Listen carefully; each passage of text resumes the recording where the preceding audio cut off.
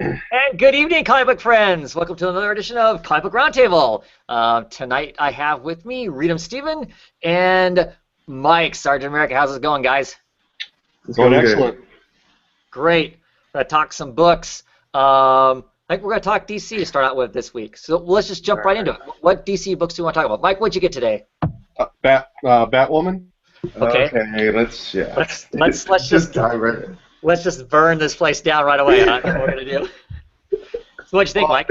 I read it twice, and I figured out the second time, I think what my issue is having 3 inkers. Oh. Yeah, that's That's true. that definitely messes with it, doesn't it? Yeah, and it's something that until your guys' show I probably wouldn't have realized to even go back and look for. There was the differences I noticed, and I couldn't figure out why, and then once I checked on that, it made sense. I have not picked up Batwoman until this. I wanted to see the team. I like the idea because I wanted it to be the Suicide Squad alternative. Right. Mm-hmm. And I feel that it still has a chance. It's also, I'm not a sci-fi guy, so I wasn't ready for the space adventure. Okay, so name the character in this cast. Okay, so just so everybody knows who this is, we've got Entergrit here, the demon. Yeah. We've got Ragman here, and of course Batwoman, and then Red Alice, Black Alice, is that who it is? We don't know because she hasn't actually even in the comic yet, right? I thought she said Alice. Is that Alice?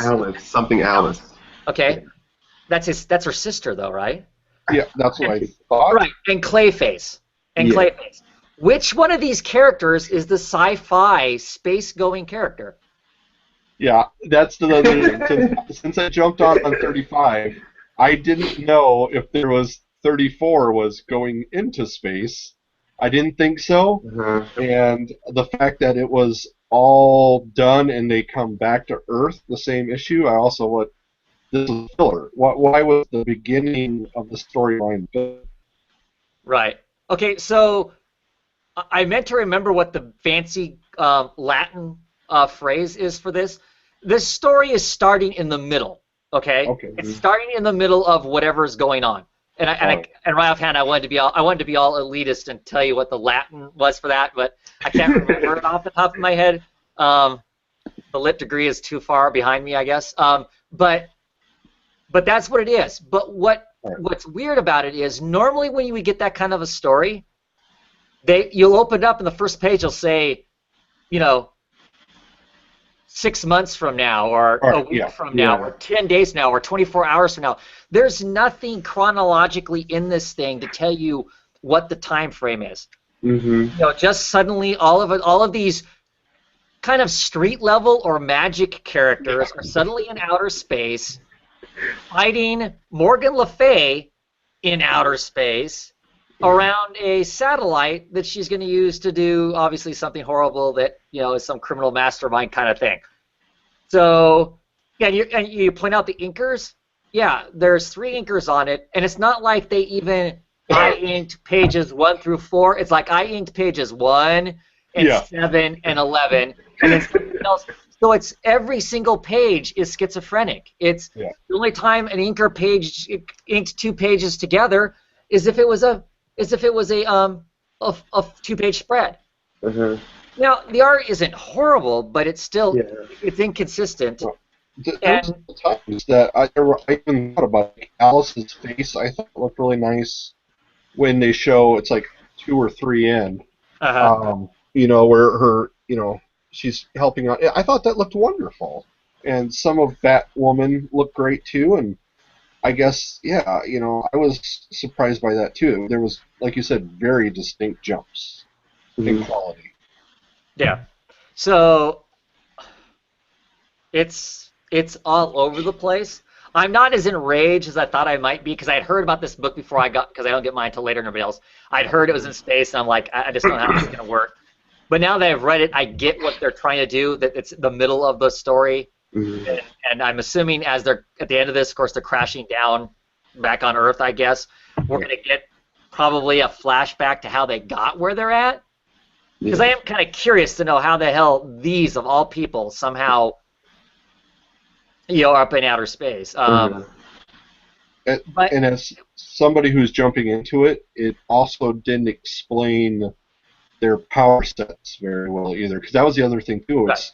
For at least half of them, it was an introduction for me. Well, obviously, Intergrid's power is to talk and rhyme. I mean, that's a pretty bitchin' power, right? Yeah. I when I was reading this book, I wanted to get more Etrigan, but after this issue, he's gone. Yeah. And I was just like, you only gave him like two dialogues of rhymes before, what happened with Morgana or Morgan Le Fay. I was just like, because that was the character I was really interested in, having in this book. But now, since he's gone, it's just kind of, I don't know. That book, that part kind of did it for me a little bit. And I don't know, the dialogue of Batwoman, I've never read. This is my first time reading Batwoman also. Does she talk like that? I don't know. Like, I feel like I'm missing something here. Like, I don't know. The dialogue was horrible. That was the next thing I was going to get to. Yeah. Some of the thought bubbles, or she was thinking, like, those red boxes, those little thoughts. Yeah. It just felt, I don't know. It just felt like not like Batwoman. I don't know. It kind of threw me off a little bit. So. Yeah. Where she says, Ragman wrap, a Clayface and have Clayface wrap us, with that no theoretical knowledge of science, she even says about herself. That reminded me a lot of Guardians of the Galaxy when Groot protected everybody from right. I was like, that was so Guardians of the Galaxy right there. So yeah. I mean, it was I don't know if I'm going to continue with it. Maybe I need to go back to J.H. Will. I need to go, to the beginning to get the real version of Batwoman, because I don't know if this is, I don't know if this is a right portrayal of Batwoman. Batwoman is, by default, she's a Marine. That's what she defaults to under duress and whatnot. I mean, she's basically a put her boot to it kind of a person. Not that she doesn't doubt herself when crazy stuff is happening, but she's way more take charge. Alice in this is her sister, who is absolutely bonkers. I mean, she's like off her rocker nuts. And she was written really strangely in this. I mean, she would make Intergrid and his rhyming seem pretty simple. I mean, she is called Alice because she kind of is down the rabbit hole kind of a thing. I mean, she's really, she's really nuts. And so their dialogue between the two of them didn't it didn't work right. It doesn't work right. I mean, she seemed less like Kate Kane in this than she has in the last 2 or 3 issues, and it's the same writer, which is really unfortunate. I actually, up until this point, I've always liked Andrakio's work. He has a great run on Manhunter, Kate Spencer version of Manhunter. He had a great 36-issue run on that where the character was really interesting, had all this kind of dynamic stuff going on, and he has done nothing for this character but basically water her down into being kind of a nothing, kind of a character. Throwing her in space, I guess, is supposed to excite us. It seems relatively stupid at this point, unless they can give us a better rationale as to why, which I'm sure they will. But like I said, what made this really seem weird was, we're always at least kind of spoon-fed that this happens a week from now, kind of a thing, to let us know that we're in the middle of the story. I mean, even the movie Momentum, isn't that the movie? Isn't that what it's called? Whatever it is, where they tell the story out of order and kind of backwards. Memento? Is that the one with the Chris Nolan movie? Right. Even that tells you the timeline as it's happening. This doesn't. I think that's what really makes. I'm sure when everybody opened this up and went, what the hell is she suddenly doing in space? That would have helped. I mean, I'm not to say that we wouldn't all still go, there's no reason for Batman to be in space, but that would have helped a lot if this opening page, it said a week from now, or 24 hours from now, or 2 hours from now, to give us some sense. They threw us in the middle of the story without giving us a sense that we're in the middle of the story. It really felt like, wait, I need to go pick up issue 34 and 33 because obviously the rest of the arc started someplace else. When, quite honestly, the last issue, ended with her having been bit and turned potentially into a vampire. Oh. She gets nailed by Nocturna, and you're like going, oh great, she's been bit by Nocturna now, and she's potentially going to be one of Nocturna's slaves. And then suddenly we get this, she's in outer space. Okay, yeah. See, I was giving the writer more leeway because I thought he was jumping on at the same time as new artist or something else. It is a new artist. It is a new artist. This is the I believe going to be the regular artist. I would love to hear the story behind the whole inking thing. Was the artist that far behind that they had to have 3 inkers just grab pages and go crazy, or what? I don't know, but. Well, and that's what I'm hoping, that the next issue is not several inkers either. So you're looking at buying the next issue? Yes, yeah, because once again, I like the idea of the team. I really want to give it a chance. Yeah. I'm not dropping it. I'm not dropping it. Every issue, I get it, and I debate whether or not, because it hasn't been good since J.H. Williams and Blackman got off the book. But I keep hanging around for a lot of reasons. But I like the idea too. I mean, because the idea of these together sound like a really cool, kind of creepy, ominous kind of a dark, dark and sinister kind of a thing with potentially, Batwoman trying to hold it all together. Sounded kind of exciting to me, but that doesn't seem to be the case. But I guess we'll find out. The killing of Demon, that was something I had seen repeatedly done in my Thunderbolts. And so that's why it didn't throw me that much. Because I had seen them, they would kill and correct 3 deaths within the same issue. And I was getting tired of it, but I'd seen it so many times that it didn't shock me. So yeah, I don't know that he's dead. Now, Stephen, when you said he's not in the next issue, do you know he's not in the next issue, or are you just assuming that because of what happens in this one? I mean, what LaFay does to him, and just, you kind of see skull and bones. I don't know if that's... I don't know what he can come back. I don't know what he can come back from, to be quite honest. In this game, I don't know if that's something he can regenerate from, or if that technically banishes him back to hell, and he's got to figure out how to get himself back out of. Yeah, I would just like him to be more within the story. Like, I don't think the character's dead. I just want to see him with that team. Right, and I'm assuming that we will, because I'm assuming we're going to get the backstory now to get us up to this. Oh, yes. Yeah, true.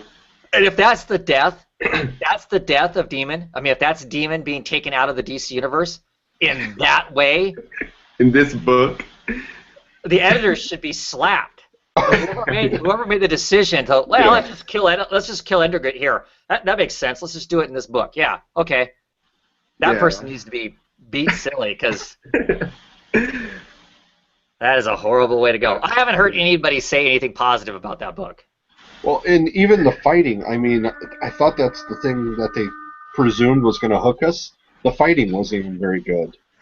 Yeah, it was a lot of one moves, and then nothing really. I don't know. Yeah, the fighting. Well, I could get into other things too. I think it's really strange, like Ragman's up there without having to have a breathing device. I know his costume protects him from a lot of stuff, but that seems pretty radical, and then of course they're not explaining why suddenly his suit is potentially going to leave him. Yeah. And if you don't know these characters, which I don't know, right? Yeah. I mean, it's, that's for a new reader. That's a lot to take in without having a first clue as to what Ragman's about. So. Well, in the little things like in space, they just gloss over the whole you can't hear somebody speak. And, there's all these other things, and I'm just like, this is why I don't read sci-fi, because a bad sci-fi is really bad. Really bad. Yeah. Yeah, it was something else. So let's talk something good. Let's talk Batman and Robin. Oh, yeah, Batman and Robin. Which tonight's show is named after line in Batman. Yes. This issue. The line of the year. Ping Pang Poom. Yes. In my opinion, yeah. Uh, Yeah, I really like this. You know, I like all the Robins coming together and tricking Cyborg into trying to get to Apocalypse. I love what Batman's doing. You know, I really want to know more about this, and I don't know. It was just really cool to see Red Hood and all them, and even Batwoman. We also saw Batwoman in this issue. and she kicks ass in here. Yeah. I know. Yeah. I was like, I read Batwoman and then I read Batman and Robin. I was like, all right, well, what is going on here? So yeah, I really enjoyed it, and I definitely want. I don't know how long. Are we getting closer to the end of Robin Rises? Because, you know, I don't think so. I think there's a lot more to go. I think there's 3 or 4 more issues of this before we get to the. I'm trying to think. I ordered. Well, no, last month I ordered the Robin Rises. There's another. You know how there was the Omega or whatever it was. There was the. I ordered the other one, the bookend that bookends the other end of this. I ordered it last month, so I would assume that's the end. November. Okay. Or December. It might be December. So I think there's 2 more issues left. I think you got one more Batman and Robin one, I think, plus the other bookend for it, I think, for the whole story. Yeah. I'm totally digging this book. It's so good. Yeah. You know, great art in it. It is funny watching them trick Cyborg, and they kind of feel bad that they pretty much hack Cyborg so they can use his mother box to get where they want to go to. I think it's kind of amusing that at the beginning of this, Batman basically can't not be Batman. You know, there's some people being thrown into basically a giant melting pot because they use that for energy to keep Apocalypse running. They actually burn waste, and the waste is people. And he stops and saves a bunch of them. You know, he's all stealth and whatnot, but he stops to save a bunch of them from being reduced to slag. You know, just because he's Batman, he has to do that as he's going along his way. But yeah, the scene with Batwoman is awesome. You know, Batwoman's fighting some spider creature here, and she hacks off three of its like 8 legs or whatever, and it's talking about that. Great line where Red Hood says that, geez, Gotham is just kick-ass redhead central, and Batwoman's reply is looks at Batgirl because the two of them have a working relationship, and she's like, who's the idiots, kind of thing, which is fun. Yeah. But yeah, it's cool. I also love the fact that Cyborg ends up being sucked through with them. He jumps through along with Titus, the dog, the bat dog, the bat cow. Yeah. The bat cow's in the background throughout this whole book too. It's kind of funny that they're using all those little things. Love Bat Cow. I think it's cool that they have Cyborg there because it's going to help lend to the survivability, the realistic survivability of these people being in Acropolis where they're at because of how hardcore it is, and them getting back and stuff. Yeah, he said, him being able to use the boom tube is going to make that make more sense. I also think it's funny that they land amongst a bunch of cannibals.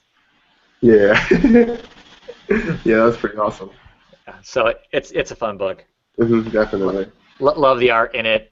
Love the way he draws the people from Acropolis, the Son of Darkseid, just how broad and his own interpretation of a Kirby style. It's kind of cool. But, did you get any other DC books, Mike? Yeah, I was really lucky this week. I grabbed a DC #1 that I just saw. That would be sweet. Oh, yeah, nice. I have to thank you, Roger. I talked to you, Travis, recently about it. An officer friend of mine that we were talking about comics one day, and he mentioned he had Hulk #6 and 7. Bought it, when it came off the rack as a kid. And, nice. in the Commandy, and he just loved those. And I said, I don't know any. I said, I know a couple other people that collect Commandy, so this isn't one of those false bravado, I have Spider-Man #1. Right. This was like, that's a real honest, that's a thing to collect. And he's like, oh yeah. He goes, I got a nice one in plastic and all that, and a couple others. I said, well, that's kind of cool. And then next day at work, I see him. He's like, oh, hey, there you go. And I'm like, you can't just give this to me. And he did. And I was like, that is cool. That is not something I expected. I didn't know he was a comic book guy until just days before that. And so I got to read it still. It's his old reader's copy, his original. So, wow, cool. Yeah, so that was my thing. And so I guess I am going to probably purchase digitally Commandy and get into the series. So nice. Nice. I hear it looks really awesome digitally, because the colors really pop on it and whatnot. And there's so many great. All of those books have so many great splash pages in them and whatnot for those Commandy books that it'd probably be really cool to see on digitally. Yeah. So no, that's it. Otherwise, that's my DC. Awesome. Thankful for a friend that would do that. Thankful for you guys for telling me about Commandy. So that's a cool pickup. Yeah. That's one of those characters I always would think it would be awesome if they rebooted and started doing a new series on.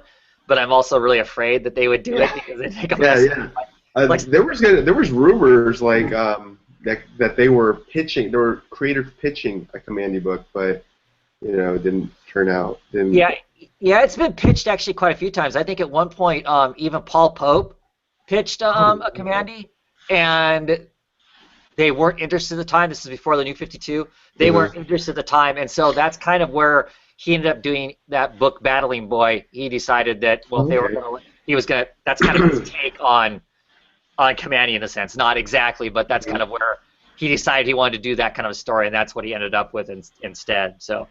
And then Lemire and Jeff Lemire and Didio Dan DiDio were tossing it around. I think more to mess with everybody else than be real. But that's some of the people I'd be afraid of doing it. I mean, Jeff Lemire, I think would be cool to see him do it, but I wouldn't want Dan anywhere near it because I've just not been happy with anything that Dan has relaunched. So just give the green light, Dan. That's it. Give the green light. Give it to some people with some talent, and you let them go. Well, this also seems like a very interesting one that could easily be picked up for a movie or TV series. Yeah, Planet of the Apes. Yeah, because of that. So. Yeah. Well, they got the technology, so I figured kick it out and challenge Planet of the Apes movie. So. Sure. It would be, other than people not knowing what the heck it was. Yeah. That would be the only challenge to it, because you're saying Commandy means nothing to any, unless you're one of us, it doesn't mean a whole lot. But the setting and just how crazy it is, him being the only talking man. Some people would pick up on that being like Planet of the Apes, but it was kind of like Planet of the Apes. It was Kirby going, oh, there's this Planet of the Apes things. That sounds kind of cool. I'm going to do my own thing with it and just kind of going his own way with it and whatnot. All those talking animals and stuff. Yeah. And with your superannuated man, I figure eventually somebody is going to do this in a TV or movie series, or at least kick out one movie like it. Yeah. Sure. I wouldn't think it'd be hard as far as the technology. You're right. That's all there and whatnot. Got any other DC books, Steven? I'll briefly talk about Supergirl 35. Cool. This is a Doomed Aftermath issue, and Supergirl teams up with Red Hood. This spawns off, I think, I forgot what issue, but there's some Kryptonian weapons that made it on the streets of Metropolis, and it's basically go find the bad guys and they just beat them up, and that's about it. There's nothing really. The team up with Supergirl and Red Hood was pretty cool, but after that it was kind of just a one-shot, just finish off Doomed, and that's it. And the hot topic in this community is Batgirl and the whole relaunch. This sorely needs a relaunch. They should have done, I know it's Batgirl's already, been changed. They should have done something with this, because right now it is so stagnant. She's just been along for the ride with these events, Yep. Especially with Dooms. She was with the Red Lanterns for a little bit. Now she's not. Yeah, I dropped it during the Red Lanterns thing because I got tired of her being. She's a walking victim. She falls for every every song and dance that any character shows up with. She's just kind of dumb until the end of it, and then she throws a fit, punches whatever she needs to punch with, and then they have the next story, which is the exact same thing again. It's so unfortunate because it's a cool character. Yeah, and I wish there was, there was a person she could talk to. Like, I know Superman is somebody, but somebody else other than Superman to kind of steer her and try to become friends with her. Because there's only in this issue she develops a relationship with this guy, but after that I can only count on one hand how many friends she's had throughout the whole series. 35 issues, and I can only count less than 5 people. As I say, Silver Sable, right? Silver Sable. This new character, Silver Banshee. I'm sorry. Silver Banshee. Right. This character here was introduced, I think, an issue ago. Only 2. Yeah. Friends out of 35 issues, and it's just they need to do something with this character. Just sorely needs the Batgirl treatment. Mm-hmm. A new creative team to just inject life in this book, because there's a lot of potential with Supergirl, but I don't know, Eddie Baranza, why don't you see this? This could be that book. Well, and they're doing a TV show, right? Yeah, that's what I was wondering. Rumor has it they're in process of doing a TV show. Yeah, with CBS. So I mean, so hopefully. Yeah, this would be a book that it wouldn't even be bad if they TV showed it. I mean, that would still be better than what it is right now. Oh, totally. Because it's just really there's no character development. It just seems like from the first issue on, she just keeps, she is this walking victim, and it just gets so. I feel sorry for this character. Right, because here she is, this young woman who should be living some sort of life, and she's not. And it would even be a good book if they even wrote about that in a significant way. If it was that she was so lonely because she can't relate, because she's this alien, feels like they kind of give it lip service occasionally, at least they did early on. Oh, I'm a person without a planet. But it's just that, it's lip service. It's not even actually making a serious attempt at delving into what that might actually be like. It's just, it's unfortunate. And it's unfortunate to hear that it's continuing to be that way. I'm gonna. Why team her up? Why team her up with the Red Hood? And the Outlaws. Unless she's going to be friends with them. No, it's not. It's definitely not that. It's just probably just tying up loose ends from Doomed and stuff. And I really, I'm still going to keep picking it up just for that hope that something happens. Because I really do like the character, and there's a lot of potential with this, with her. So yeah. I'm kind of watching the comments, and Carlos Infante, he's saying that Supergirl will be getting a new team next issue. Okay. So I don't know if that's a permanent fixture to give us another direction. Because was that issue written by Tony Bedard? Yeah, but Tony Bedard. So. And I've liked Tony Bedard's writing in the past, but it didn't sound to me like he was really doing anything any different than anybody else has with that character. Yeah, I think he's just carrying out what the editor wants to finish off. Yeah, because I was kind of excited by the book when it first came out. When it first came out, it was kind of cool, her landing, not really knowing as much and stuff, but that quickly devolved pretty fast. Anyway. Oh yeah. I read Eternal, Batman Eternal, issue number 28. This is the issue where it solidifies Catwoman and what she's going to be going forward, which is probably good that they caught this up the way they did, because of course I think this month in Catwoman, she is the new Catwoman who is basically given up the cat suit and is now going to be this new direction this new creative team is taking it. The biggest significant thing about this is they actually moved the character to that point. So at least with that development that's happening in Batman Eternal, it's actually happens in here before it happens in the regular comic, whereas last week, of course, we were complaining about the fact in Batman it was talking about stuff that had happened after Batman Eternal's already over with, so it kind of blows the suspense and storyline. This one at least is staying current with the titles that are actually coming out as far as that goes. So that was cool.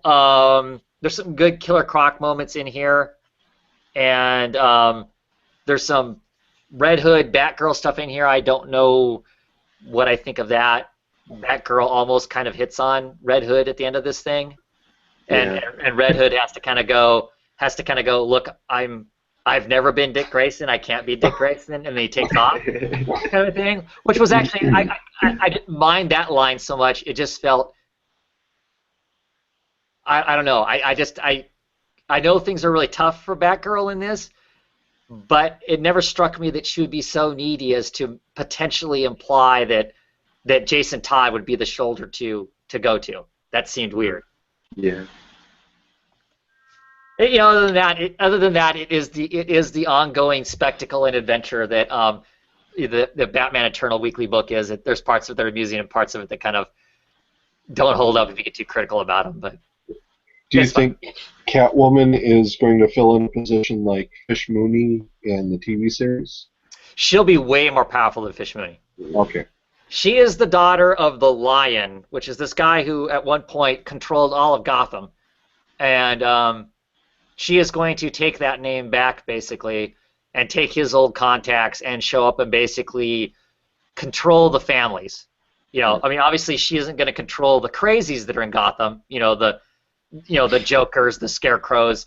That stuff's outside of her real control. But she's going to take back control from the Penguins and the Falcones and all of them. She's going to basically, it sounds like, gather all the families under one house under her name, and I guess that's going to be the adventure of the new book. Her new book is going to be to see how does she do that. How does she? Because they imply the reason that she's doing it is not because she wants to, so much as it's the only way to keep the street people that she likes safe. In this issue, a girl ends up being killed, kind of on her watch. Between her and Killer Croc, this young girl gets killed. And they both feel responsible for that. And she's decided that it's this whole kind of crazy because there is no crime family kind of controlling the general crime element. It's out of control. It's not following any rules. If she takes on that role, she'll force all these people back into following the rules, not doing stuff unless they've got permission to do it, kind of a thing. Whereas you're referring to the TV show, Fish Mooney doesn't strike me as having that level of power. I mean, she has some control over her thugs, but there are people who are way more powerful than her. Mm-hmm. And this strikes me as that Catwoman, Selene Kyle, we put in a position to where she would be like the next Falcone, the next really big person. Do you think she's going to try and drop the Catwoman name and she just wants to be called the Lion, or? I don't know. I'm curious. I'm going to get that book. I am jumping on with the new direction the book's taking now that the creative team has changed, just to see what it is. I am curious to see how that is. I like Selene Kyle. I like her as a character. I think she can be really, really interesting, or they can make her incredibly shallow, depending on who's working with her.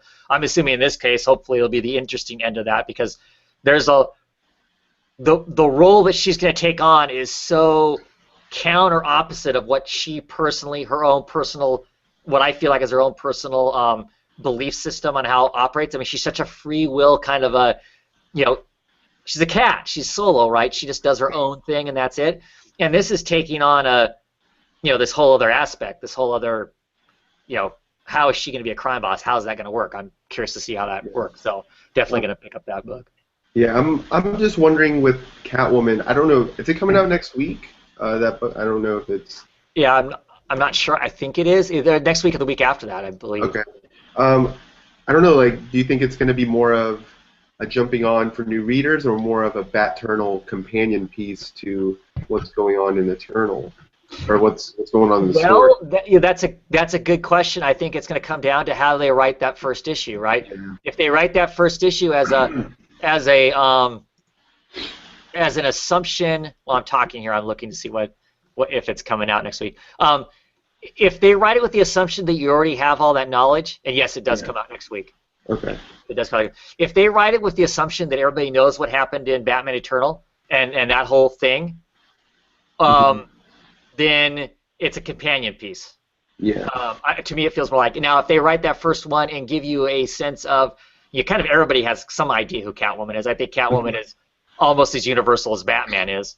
But if they give her, some, this is what she was, and show her actually working into that. I mean, if the first issue she's already the big boss and already laying down all the laws and whatnot, I think it's going to be confusing. I think if they start out with her, with this knowledge and how she's going to use it, and that's how they tell the story of her building it up and making it happen, I think it could easily be its own thing.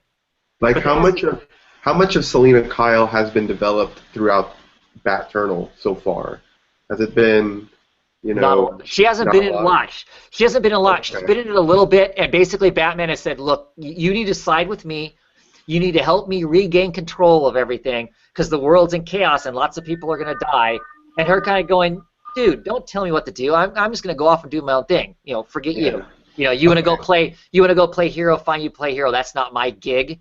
Even though they do portray her as being somebody who is sympathetic to just regular people. I mean, she's not the kind of criminal that a lot of these other guys are.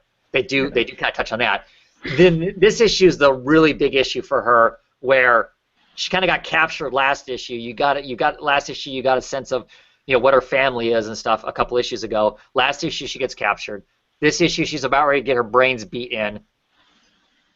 Killer Croc and this girl kind of end up accidentally rescuing her, and this street girl that she likes, because she likes kind of the streetwalkers and that sort of thing. Those are kind of her people. This girl gets killed, and that's what makes her basically go to Batman. Batman shows up after the disaster's already happened, and she's like, you're right. All I've done is help contribute to the chaos. I got to fix it. And she disappears. She goes, I'm all by myself. You can't help me, because Batman goes, I'm here. I can help you. And she's like, no, I'm all alone. And she disappears. And the next time we see her, she's showing back up in Blackgate to talk to her father about the fact, look, I need the lion name back. I need that back so I can we can have some control and get rid of this chaos that's just killing people, that there's no reason these people should be getting killed. Okay. Yeah, that sounds interesting now. Like, okay. I'm definitely going to check it out. Now, I may be selling it better than what the reality of it's going to be. So take that into consideration. Yeah. I'm kind of excited about the book. I think the book could be really cool. Mm-hmm. But I can't tell you that's actually what the book's going to be yet, because none of us have seen it.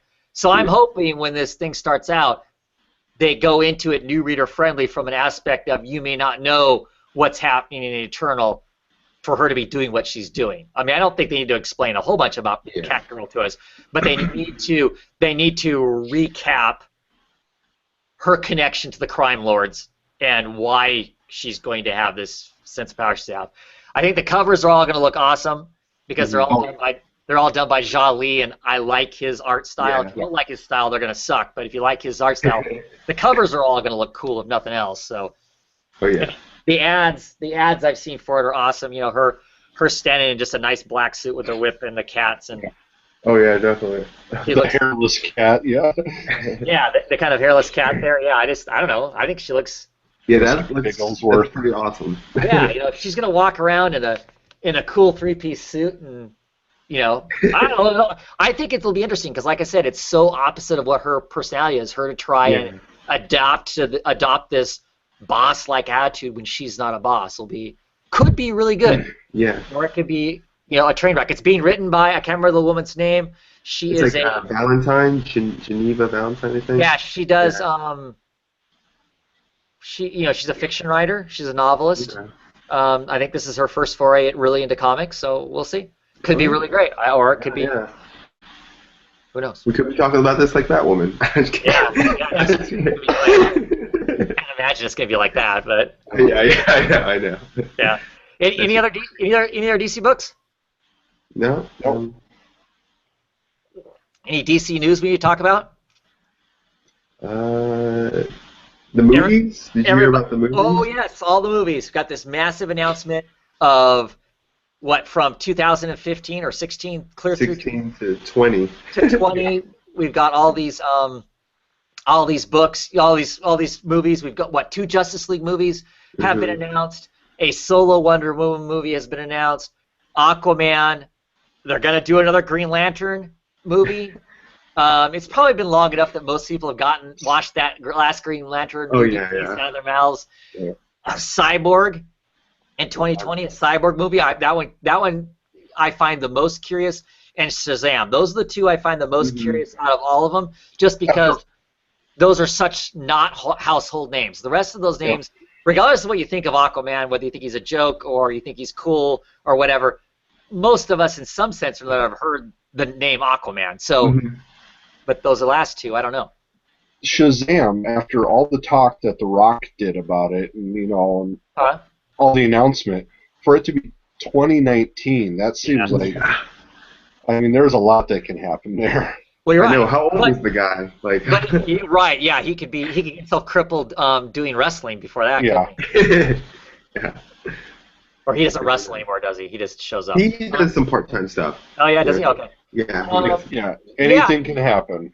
You're right, but we also know it takes a long time. Seems to be a long time to actually produce these things. I mean, because announcing there's a movie, I bet you there's not scripts for 55% of those things. Probably, they have to. I bet you they don't even have a working script or even an idea for the Wonder Woman movie yet. Oh yeah, I think this whole movie announcement, because it was during the shareholders meeting, just to kind of keep them happy and just kind of give them an outline of what's going on. Right. Just so they don't jump ship, Right. But I think that's why Marvel was smart in not saying, which movies when, but just 1, 2, 3, just giving us, there'll be a couple movies in there. I think it allows them a lot of room to shuffle these things. I think DC has locked themselves in. Well, they haven't. I don't think they have. They can still go, oh, no, we're changing that to whenever. Granted, the people who want to hate on DC are going to go, oh, look, they're idiots. They couldn't hold to their dates and jump all over people. But so what? I mean, the people who are going to hate and pick on that are going to hate and pick on whatever they do, in my opinion. Yeah. So I don't know. I mean, I don't know. I don't think it's a bad thing they announced all these movies. It gets people excited. It gets everybody talking about it. Certainly, my Twitter feed was loaded with stuff about when those movies all came out, and for days on end, that stuff trended and whatnot. So that's all positive, I think. And when you say something's going to be released in a year is an awfully long time as to when it's going to be released. It won't start feeling squeaky until they get to where they're going to go, oh, it's March of 2016. And then they go, oh, it's going to be December or whatever. Then it's going to start getting dicey. But I don't think as long as they don't lock it in too hard, I don't know. Yeah, with the Ant-Man movie, that's just, I guess, where I'm seeing that. Oh, yeah. And that's been kind of funny. There's 6 directors. And, they've rewritten it how many times. And, I mean, you can look at all that stuff. And it's because we know so much. I mean, I'm sure that happens with a lot of movies. It's just there isn't somebody standing there going, this movie is going to be this quite as much. But because they have a fandom to feed, we'll keep talking about it. We'll keep talking about these darn things from 2014 in October clear through 2020 when these things are released or not released. We're still going to be talking about them more than likely. So, because that's how fandom works and whatnot. What about the comic book round table at 2020? There you go. Here's. There you go. And of course, The Flash was another one that they announced. So what do you guys think? Because I know there's been quite a stink. It feels like mostly coming from the Marvel fanboy camp. God bless you all. God bless you all, because I don't got anything wrong with the Marvel fans. I like the Marvel stuff too. Maybe not as crazily as you, but anyway, having huge fits and kittens over the fact that there is a Flash movie actor and a Flash TV actor. I think it's a good thing. It's a good thing. It's totally it's clearly stated their movie universe is its own universe. Yeah. And their TV universe is its own universe, and the two have nothing to do with each other. And I would go so far as to say the CW DC universe is its own universe, and anything outside of that is its own thing. Yes.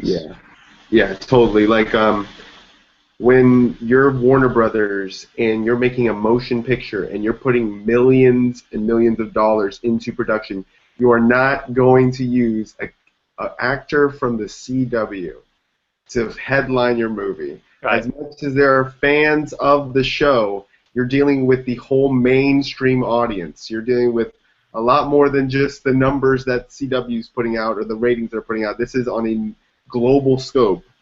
And to put that, to put that on that actor, you can't do it. It's not going to. And it's two. In my opinion, it's going to be two completely different tones. Oh yeah. Oh the yeah. CW movie, that actor is great, I think, for that role. I'm not much of a Flash fan. I think The Flash is a fun show. The guy is a sweet and charming man, and he fits perfectly in that to make just a really pleasant. I turn it on, I watch it, and I smile all the way through it because it's just a fun, and it's a joy to watch the guy go zipping around all over the place. I am betting that the Flash movie is going to be a little more hardcore and a little more serious Dark. because Very dark. because that's DC's tone, at least since the New 52. You know, they want their stuff kind of adult and edgy and whatnot.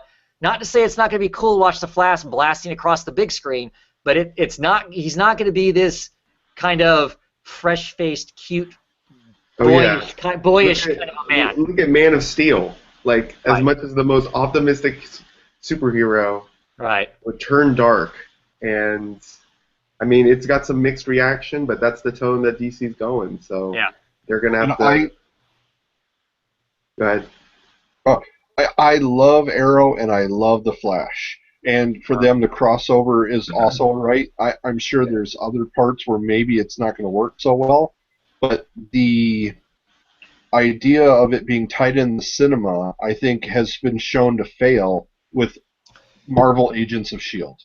And I also watched that show. I liked that show. But it was held back waiting for Winter Soldier. And it will be held back if they're trying to wait for Age of Ultron. Yeah. But when you put those TV shows with those movies, you really, you know, the creativity to it, it's not going to be there because there's all these strings that are coming from the movies. You know, you wouldn't be able to, you know, all the ideas that some people have, they might not work. So having those two things separate really gives a lot of creative decisions to the people working on it, and they can create their own show with their own vision without having to worry about the movies. So. Right. Well, I think it also forces the TV show into being a kind of a 45-minute long commercial or whatever. That's what it felt like to me when I was watching the Agents of S.H.I.E.L.D. consistently. We hit the Thor stuff, and it felt like that was, to some degree, was I mean, you show us this destruction that supposedly happened for these fights and whatnot. You know, so basically we're getting teased for what we really want to go watch is Thor 2 in the TV show, and that's unfortunate. So for me, in my head, it makes. I mean, I was so happy when you know, much earlier this year, before all these movies were announced, Jeff Johns said, "Hey, look, these are going to be two separate things. They're not going to be interconnected in any way." And I just went, "Oh, thank you." You know, that just you know, and so to further that with the actors being different actors, to me, this makes perfect sense. I know some people think, well, that's just dumb. You give an actor a job for 2 weeks and then tell him that somebody else has got his role someplace else. Like Steven said, Hollywood is a bigger business. There's so much going on with that. So, and as a fanboy, I could understand. The thing is you don't want to have to explain to people why the Flash looks different on TV than in the movie. You want everything to be pushed as close as possible to the comic book, which would be forced into being done if they both had to have same continuity. So as a rabid fanboy, I would defend that. I could see that would be the desire, but I think we've gotten past that now. Well, as they've changed the Arrow, as they've changed some of these TV shows, it creates something different for someone different. Yeah, and as much as I think that the general viewing audience might be a little dumb, me included, I don't think we're so dumb as to not be able to grasp the idea that the TV show is one dude playing a role that is this, and the movie's going to be something different than that. I mean, I can see a 9-year-old who's watching The Flash maybe being thrown off by the fact you go to if he's allowed to go to see the PG-13 version of The Flash, it might be thrown off by that. But those of us who are spending the real money on it, don't think we're going to be confused by the two. I do see. I follow on Facebook though the people that are on the Agents of S.H.I.E.L.D. Facebook page, and of course this is all the people you probably wouldn't talk to in real life. As much as I'm one of them, the argument though that's too often brought up is, well, where are the superheroes? Where are this? And it was, I thought, all clearly spelled out in every announcement. They would not be in these shows.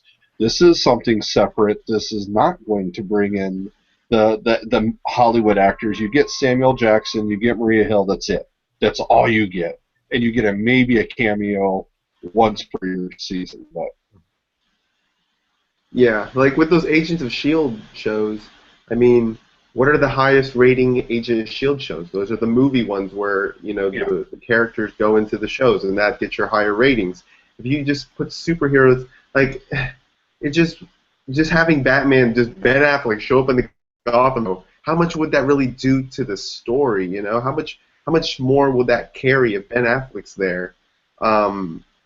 When you have characters like Jim Gordon and Bullock and young Bruce Wayne or whatever, and just all in that thing that just tried to develop throughout the season. So I could see sometimes that could happen. I know Agents of S.H.I.E.L.D. does that, but I don't know. I don't know.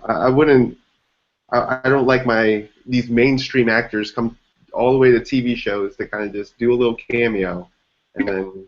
And I think that actually spoils it. You're trying to develop the actual product. You want them to care about these TV actors, not the movie.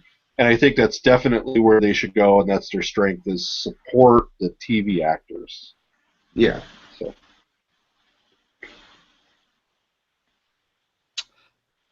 Any other DC news we want to talk about? Other than, obviously, everybody needs to remember to tune in next Friday for Constantine. We'll see. Oh, yeah. We'll see how bad that crashes and burns. I am hopeful. They've already. We're going to see the pilot, but they've already moved away from the pilot.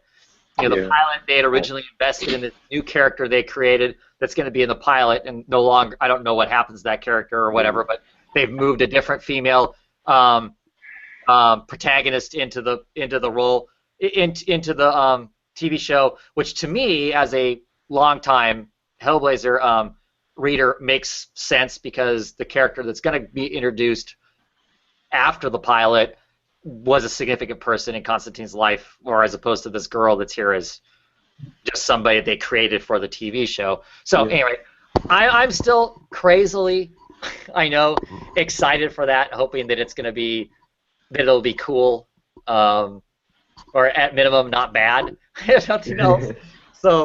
So we'll see, but I'm also making it a point of going into it with no expectations and clear mind. I'm going to watch it for what it is, as opposed to how far off from the comic book is it and what did it wreck. So I'm sure I'm going to like it. I'm sure I'm going to enjoy it. I was the one who liked Keanu Reeves as Hellblazer, since I did not read the original material, and I think that's the thing. I'm definitely giving it an open view. So. I've heard good things from people who have taken the time to read or watch the pilot that's floating out there somewhere on the illegal part of the internet.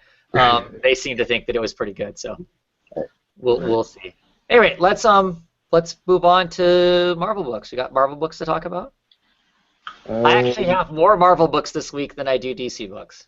This is that week. Marvel fanboy. That's right.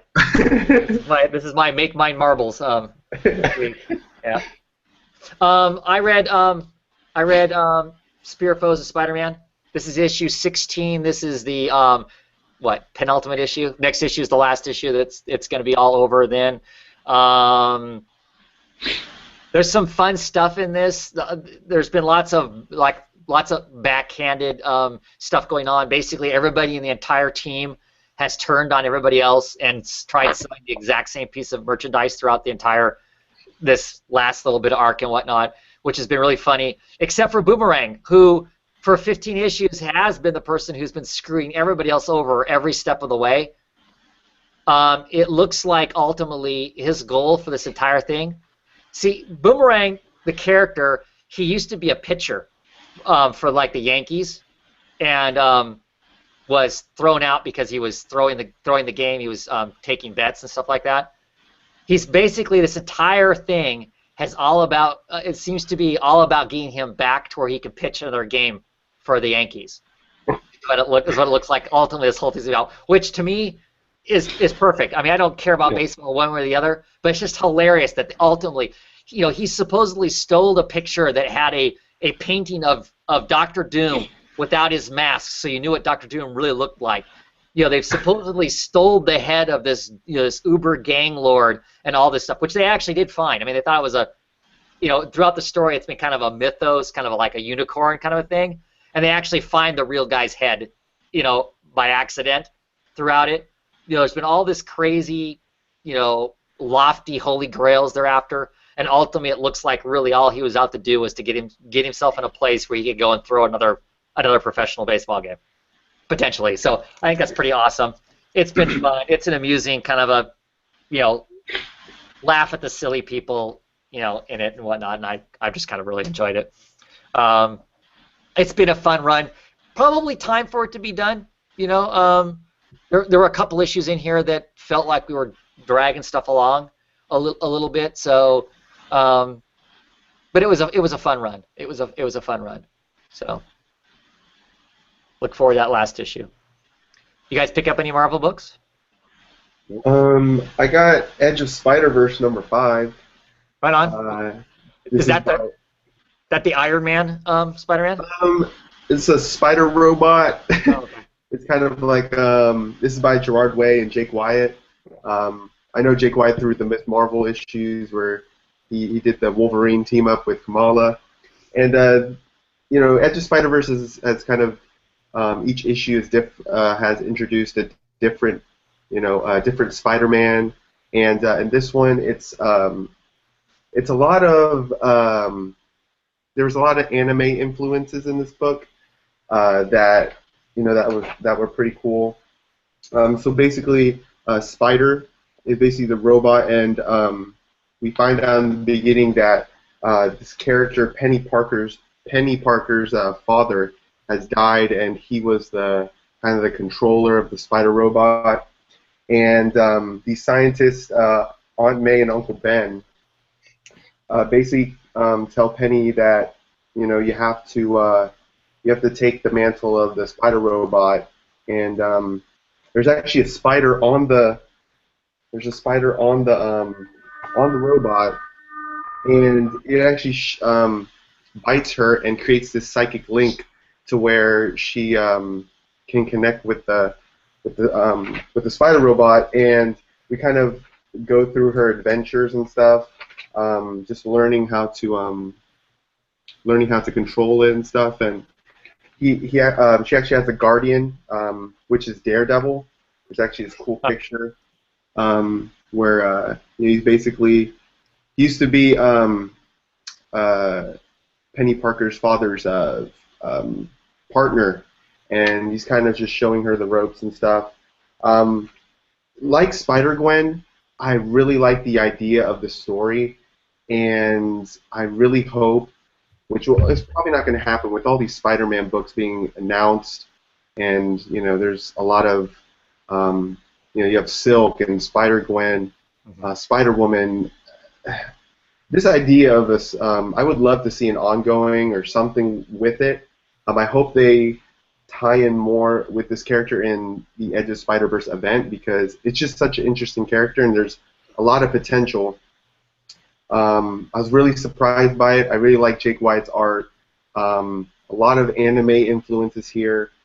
It was really surprising. I really enjoyed it, and it's just kind of a one-shot. So if anyone sees this, you can just pick it up and read it. And also there's an appearance by one of my favorites, Peter Porker, the Spectacular Spider-Pig. So yeah, that kind of made the issue for me after that. And yeah, I'm interested in what's going on with Spider-Verse, because like my little theory with Edge of Spider-Verse is all these different Spider-Men, and you give these 5 issues to these different versions. You would think that giving them their own one-shot, they become a bigger part of what's going to happen in the event.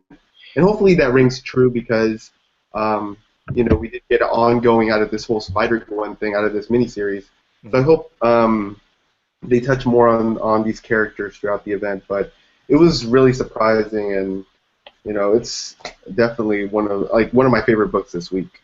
Sounds cool. I think that's really interesting that all of these have kind of sounded cool. These alternate Spider-Man. Yeah, it really gives the creators their own, you know, kind of let loose and just kind of give their own takes and stuff, which is pretty interesting.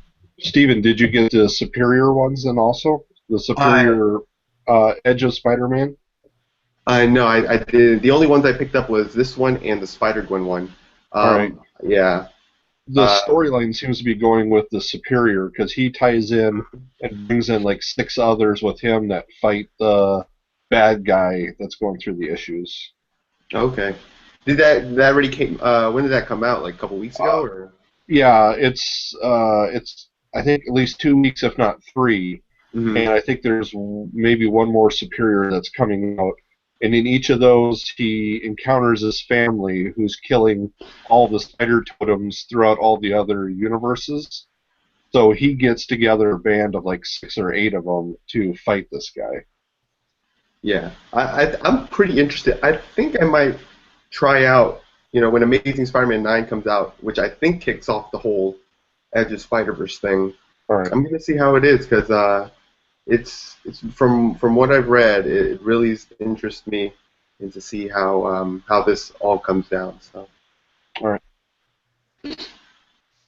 Sounds cool. Those have all been, like I said, those have all been interesting. Anytime we just talk about it, it's like, oh man, you know, I just keep thinking, I should reduce some of their other books and let's bring in some of these new things and see what happens. I mean, it's cool if they're giving the Gwen book a shot.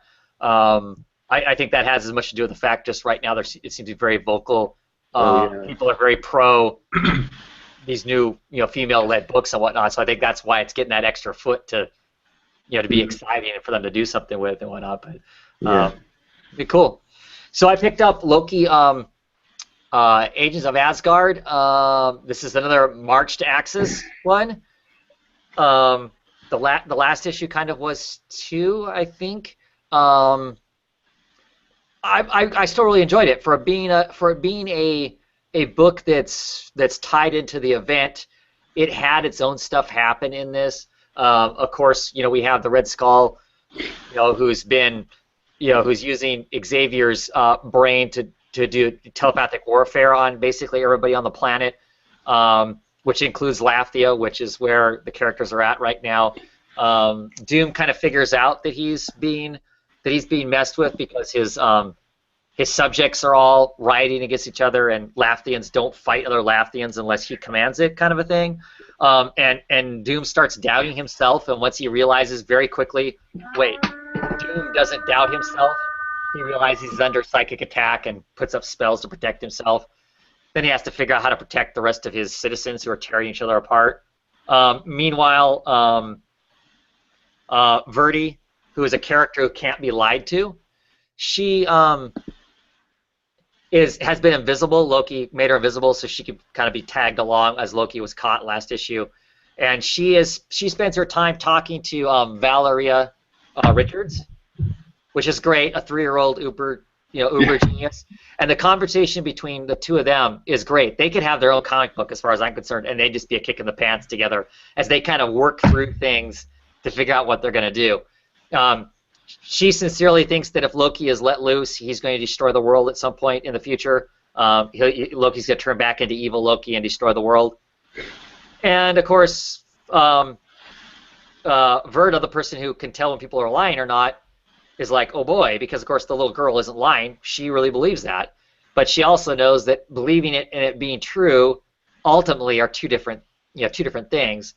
So she does convince Loki to let Loki go. Loki and the little Richards girl end up breaking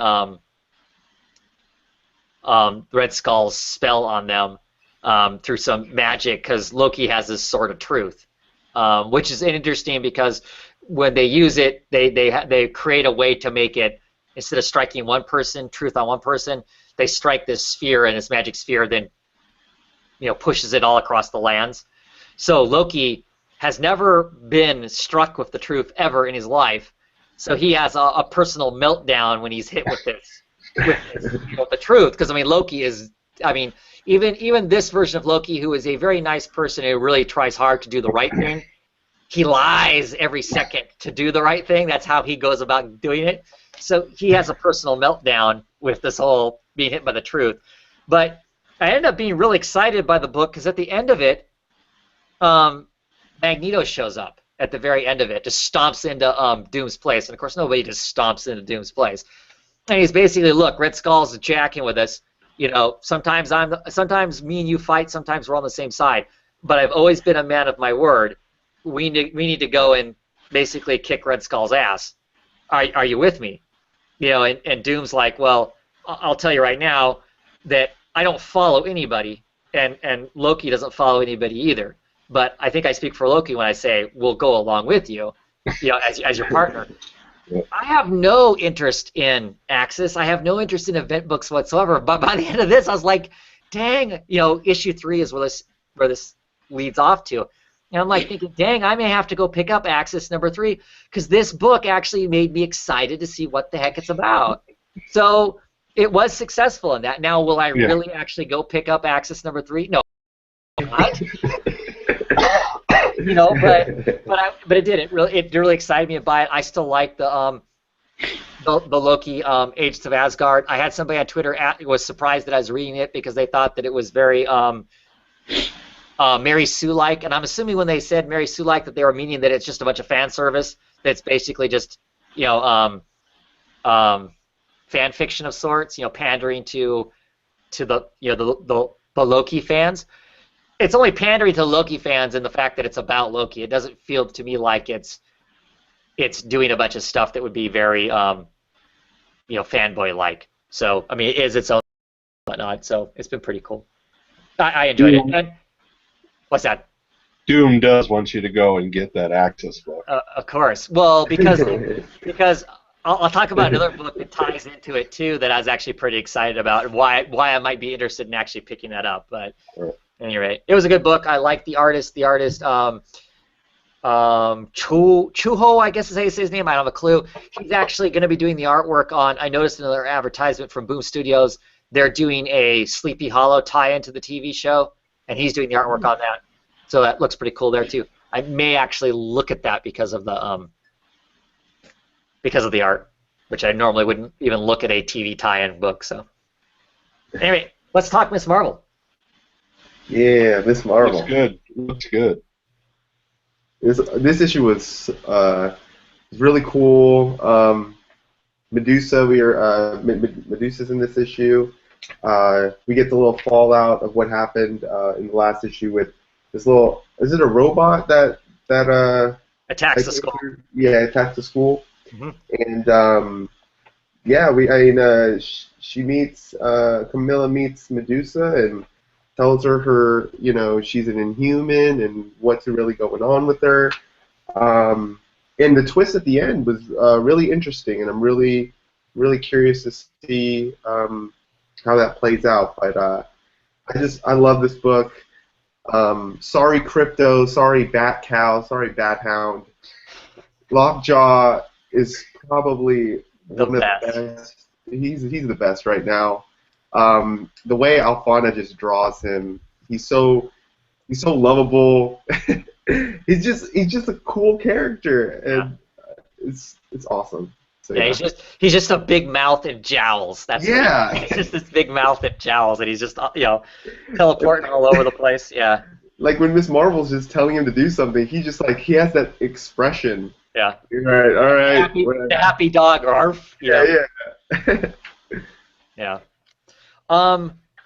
This issue has lots of action in it, lots of fight scenes in it, and I don't think that the fight scenes are really the strong point of this artist. There's a lot of these kind of, you know, like partially. I mean, I wasn't sure. Like here, is the robot wrecked? Is it getting up? What's it doing? Yeah, I mean, I know there's dust and whatnot, so you're not really supposed to know. But right here, I thought the robot was already beat, and they're talking about how they have to fight the robot.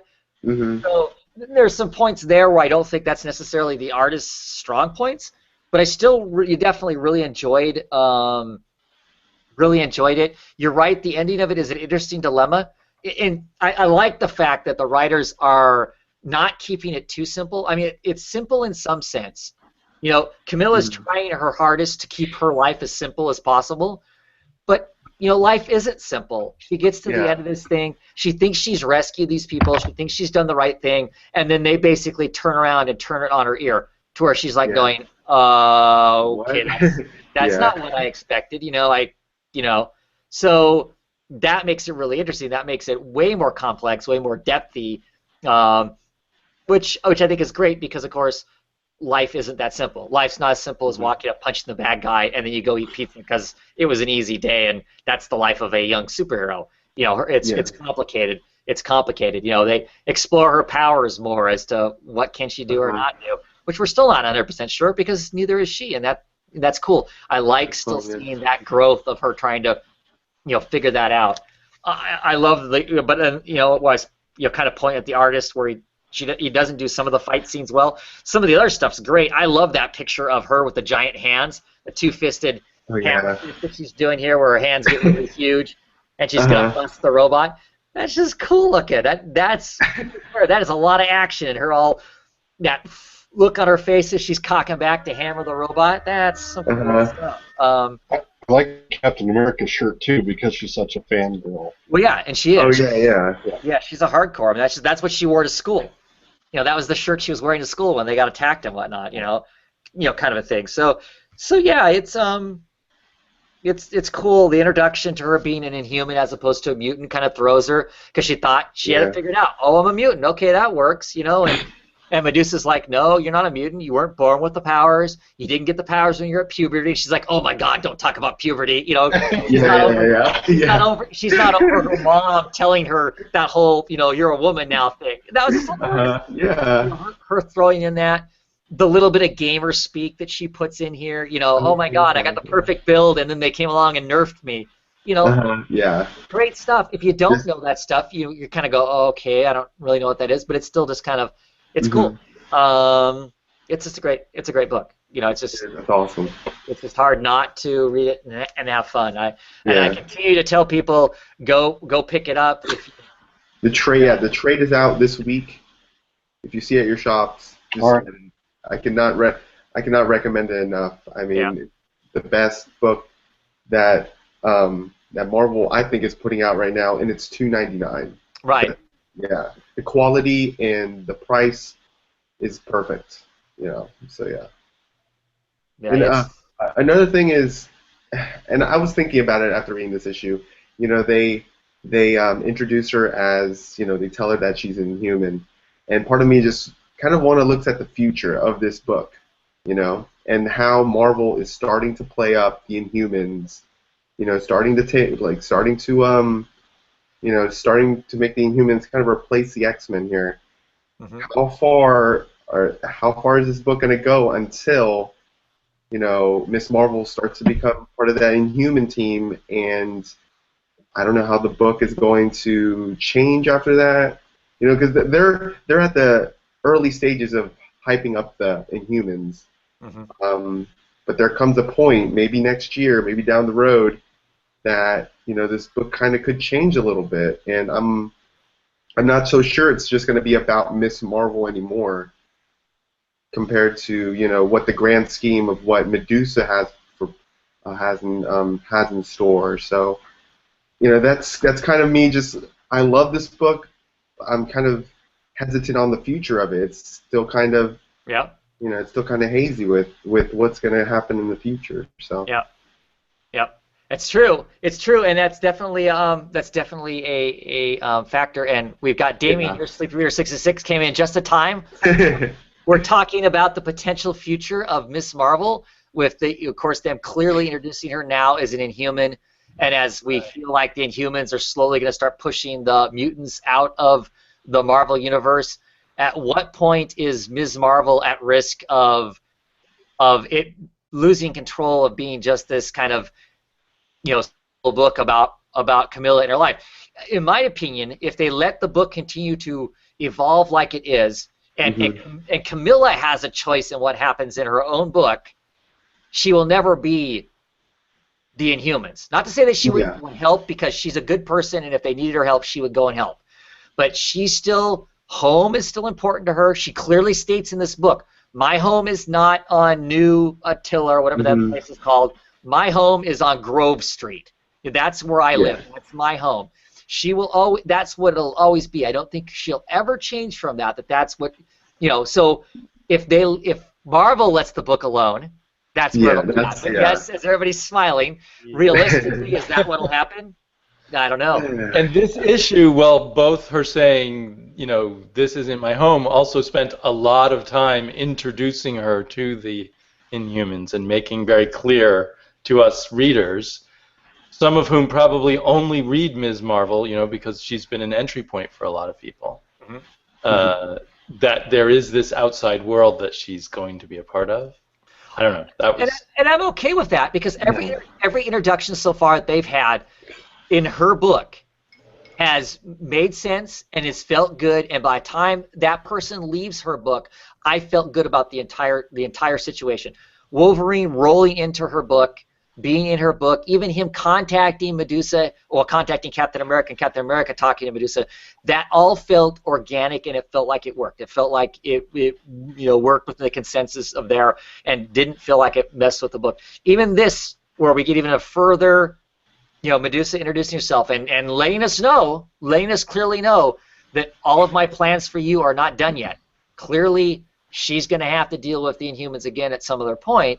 As long as they allow that to happen in her book, and be about her, I think it's going to be okay. But you're right. If one day they suddenly decide, we need another Inhuman book, we want the Inhuman 6 or whatever, and they gather up 6 Inhumans, if they pull her and make her part of that team, it will start to mess with what it feels to me like partially what Camilla, Ms. Marvel, is about. Well, and if Inhumans are being set up as their new X-Men, will they ultimately be doing a lot of crossovers with them? And how much will they expect from Ms. Marvel in those crossovers? But, it may be that, it's sort of like when Charles Soule was writing the Red Lanterns. Every time they got sucked into a crossover, it still was pretty good, because he had a way of dealing with it somehow. And Willow Wilson is such a good writer, maybe she'll find a way to integrate it well enough. Well, they didn't throw any Axis stuff into this, and they could have. I got a peanut. Oh no, you ate a peanut. Oh no. Jeez, you people. Oh, no. Watch out for that peanut. Living infamy over What that. kind of peanuts are these things? Anything else, Damien, you want to say now that you're done choking on your peanut? Do you want to say about Ms. Marvel? I enjoyed this issue. My daughter, I was reading it to her, and she got bored during the Inhuman part and wandered off. So it did make me a little nervous. But other than that, it feels like a total minor thing that Lockjaw looked different to me in this issue than before, but I don't know why. The artist is kind of sloppy with that, but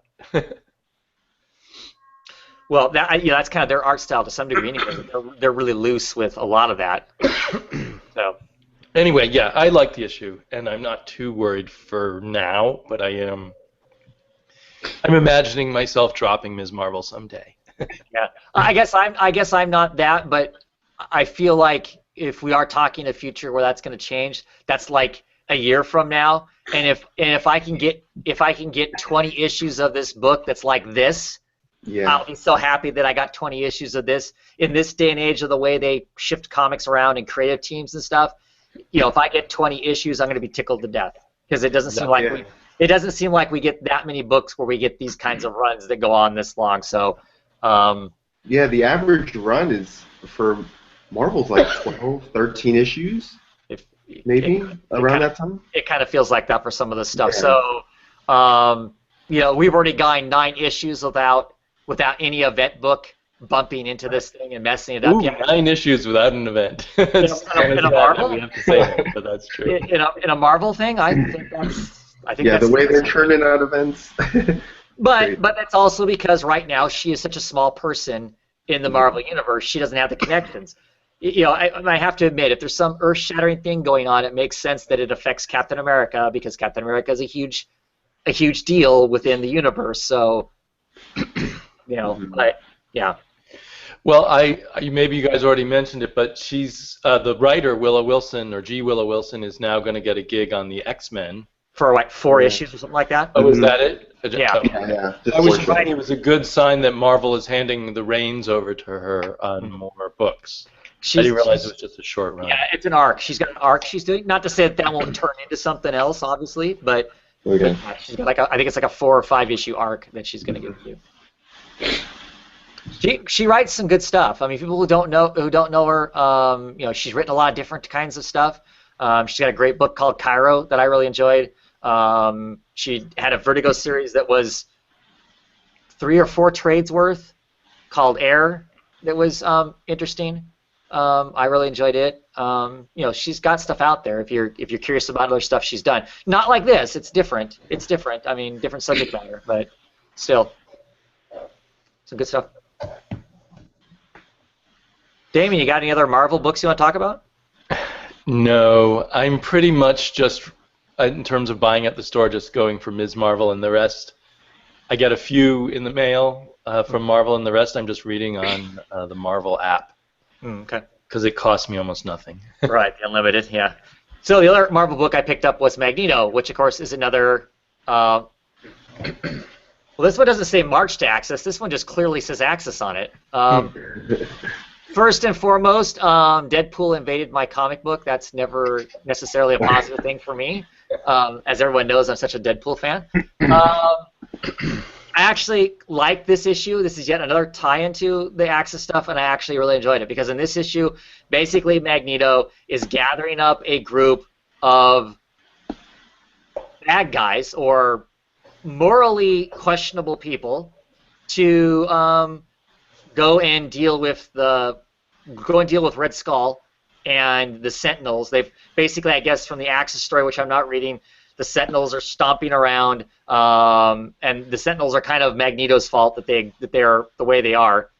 There's a moment in this story where he doubts himself, but then he starts gathering up all these different bad guys, morally questionable, because the bad guys are hero killers. They're designed to destroy heroes. If you have hope and you're the good person, you're gonna lose to these things. So the heroes are basically getting their asses handed to them. So it strikes me as that Magneto has got all these, you know, Doom and Mystique and, well, Deadpool makes sense. All these questionable people that are morally corrupt, basically, can go and do a surprise attack on Red Skull and all of his minions because they aren't affected by this anti-hero, whatever it is, that's on the Axis thing. Now, from that standpoint, that makes me less interested in Axis, other than I'd kind of like to see this group of people, this group of villains kicking the crap out of something would be kind of fun. So, yeah. We've often talked about how everything's been done before. And when you were mentioning that, it just reminded me of Villains United and Secret Six that came out of it. Mm-hmm. And it is kind of that kind of a deal. They're going to be fighting Onslaught. I think last week, Mr. CDC Comics to Comics was saying that it's kind of a creature that they've already fought once before. They're going to fight him again. So I said I don't know enough about that event, but between those two books, both those two books maybe kind of go ooh, which I think Axis #3 is like next month or something like that. Might be an interesting issue from my reading standpoint, but not that I'm going to go by Rick Remender. That makes it seem tempting, I suppose. Yeah, but Captain America was written by Rick Remender too, and so was Uncanny Avengers, and neither one of those books. I mean, I read the full run of the Captain America before the the new launch, and parts of it I liked, and parts of it I didn't. And I certainly didn't care for Uncanny Avengers when it first came out. Those first 3 issues were incredibly rough. So I don't know. Whereas I'm really high on anything Rick Remender's doing independent work-wise. I will blindly pick it up if it's got his name on it now. I don't know about all the superhero stuff, but Is there something going on in Axis where people get their personalities flipped or something done to them that way? I feel like I don't know that it's that so much, but I know that like the Red Skull is got Professor X's brain, and so he's using telepathic attacks on everybody, and is turning people against themselves, making them doubt themselves. Just this kind of overwhelming, we're all screwed kind of a thing that's coming down on everybody. Seems to be, at least from the books that I've read, that's what I'm taking away from it. But we don't have anybody on the panel that actually reads the thing, so. Yeah. So, any other Marvel books? We got any Marvel news? Anything there that I could think of that's like? Can't think of anything. Nothing really. Nothing really. Agents of S.H.I.E.L.D. is still on TV, so. There you go. And I heard that they're going to actually reboot out of Axis. When Axis is done, Uncanny Avengers is rebooting. All right. Mm-hmm. With the same creative team on it. So I don't know if that just means they're going to do an entire team change up. Or cover looked like a lot of different characters, Sabretooth and Vision, I noticed on that cover. Yeah. I think they announced, like, they've been teasing, like, Civil War and Planet Hulk. They just did Planet Hulk and Armor Wars. And I'm starting to think that this whole Secret Wars thing is basically Marvel's multiversity, to where each issue will be, focusing on Civil War, and then they'll jump to somewhere else with Planet Hulk. I feel all of it's going to be within the Secret War book. Yeah, I feel like that's how I feel like, because it says summer 2015, no really specific date, and they don't really have a specific creative team on it, so they could just. I'm implying that it's the same people. Hickman is kind of jumping from each, event or whatever moment in Marvel history, I guess. Well, that makes more sense, because I couldn't figure out how they were going to fit in all of these events that they rattled off at the New York Comic-Con, how they were going to fit all that stuff in a year. I was thinking, okay, that's like 6 event books a quarter kind of a thing. I'm like going, wow, that's intense. It makes a little more sense after thinking about it like that. Yeah, it does. I don't know. That's gonna be interesting. Yeah. I'm not touching on the 10-foot pole, but No. I look forward to hearing everybody else's experience with it, because I'm done with event books. I thought that event book sales were going down, but maybe I'm wrong on that. I'm just sort of. They seem to accelerate the number of events. I keep thinking they've burnt it out. Yeah. With Secret Wars, I always think that you go from the beginning of Hickman's run on Avengers, and it really just spans on what he's created so far. So it's like, if I did dive into this event, after how many events have been spawning off, what's been happening, like Infinity and Original Sin and all that stuff, I feel like I'd be like super confused when it comes to Secret Wars, because of what Hickman's built throughout how many issues he's done so far. Right. You'd have to be part of the Illuminati to understand it all. Oh, yeah. I dropped that a while ago, a long time ago. Right. Yeah.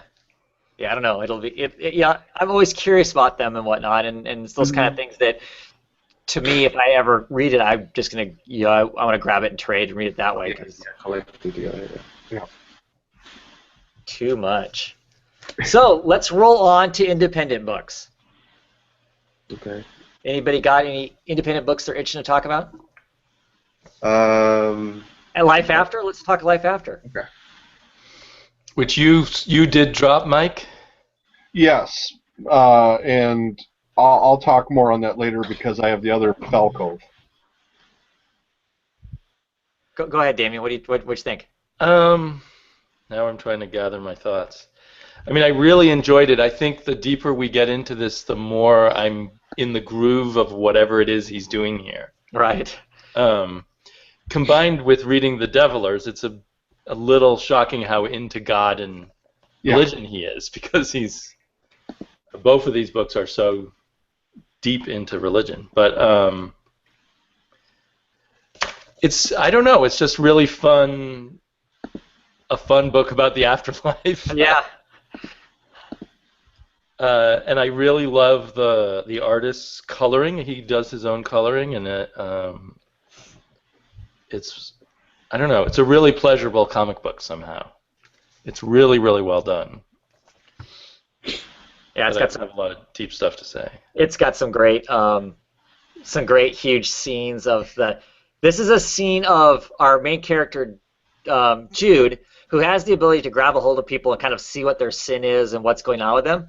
And they're being attacked by the Seraphim, which are angels. And when he grabs a hold of one, what he sees is these kind of Seraphims, like butchering the equivalent of cherubs is what it looks like. Right. Which makes it really interesting to make you think, okay, if these are supposed to be the good guys, the Seraphim are the angels, and they slaughtered a whole bunch of other angels, what does that really mean? Are they really the good guys? You know, there's some other great stuff here. There's these office guys. They're basically like they're set in the equivalent of an air traffic control tower. You know, it's all green lit as they're watching radars, trying to keep track of all of these rogue people who are, you know, Jude and Hemingway, who are kind of out of control, just running wherever they want to. They're kind of trying to control the environments to make sure everybody stays in their place and does what they're supposed to do. And you know, they kind of like have the equivalent of the corporate job, and they're doing all this stuff to make sure things work out. And they have this laugh over the fact that, oh, you know, I wish we got paid extra for this. And one of them goes, oh, but you know, the reward is in the work itself. And then they all look at each other and laugh their asses off. I mean, if you've ever had a corporate type job, you've probably had that conversation with somebody at some point where it's like, oh no, the reward is, you know, you've just worked your ass off and saved the company, but nobody really cares, kind of a thing. At any rate, I thought it was funny because of my own personal experiences, so I thought that was extra funny. There's a great scene in here where they're trying to figure out how to find their way back. They're in some like little weird limbo dimension, and they're trying to find their way back. And Hemingway's dog, who of course is licking himself on the front cover, has found them somehow in this other dimension. It's the dog just suddenly shut up, and so Hemingway's like, well, we'll follow the dog back. You know, classic Lassie type thing. So he's like, okay, boy, go for it. The dog starts running off, and Hemingway's like, yes, the dog's going. The dog takes 3 steps away, sits down, and starts licking himself. And Hemingway's like throwing his hat down and cussing a whole bunch and whatnot because, of course, the dumb dog isn't any help at all. But I don't know. It's really cool, and there's all kinds of crazy stuff happening in it. And yeah, they're playing around with the whole heaven and hell and whatnot. And what was this creature? Because earlier we saw a version of God, I guess, which is a many-parted thing, but this isn't quite the same, I guess. But it's not the devil, is it? That's the demons. That's the wraith. I'm assuming that's the hell equivalent, because they comment on the fact that both sides are coming at the same time, and it's going to be really interesting to see who wins out as they both clash, trying to take out Jude. Because you get the impression they're both coming to take out Jude, because the foreman called downstairs. He works for God, but he called downstairs, you know, to get downstairs to help out, because Jude's gone rogue and they need to get him back. So I think that's what that is. I think that purple thing is Hell's minions versus the Seraphim, which are Heaven's minions. I guess that it was all one sort of globular mass. Just right. Sort of reminded me of the version of God they showed before. Yeah, but no, I think it's a little different than that.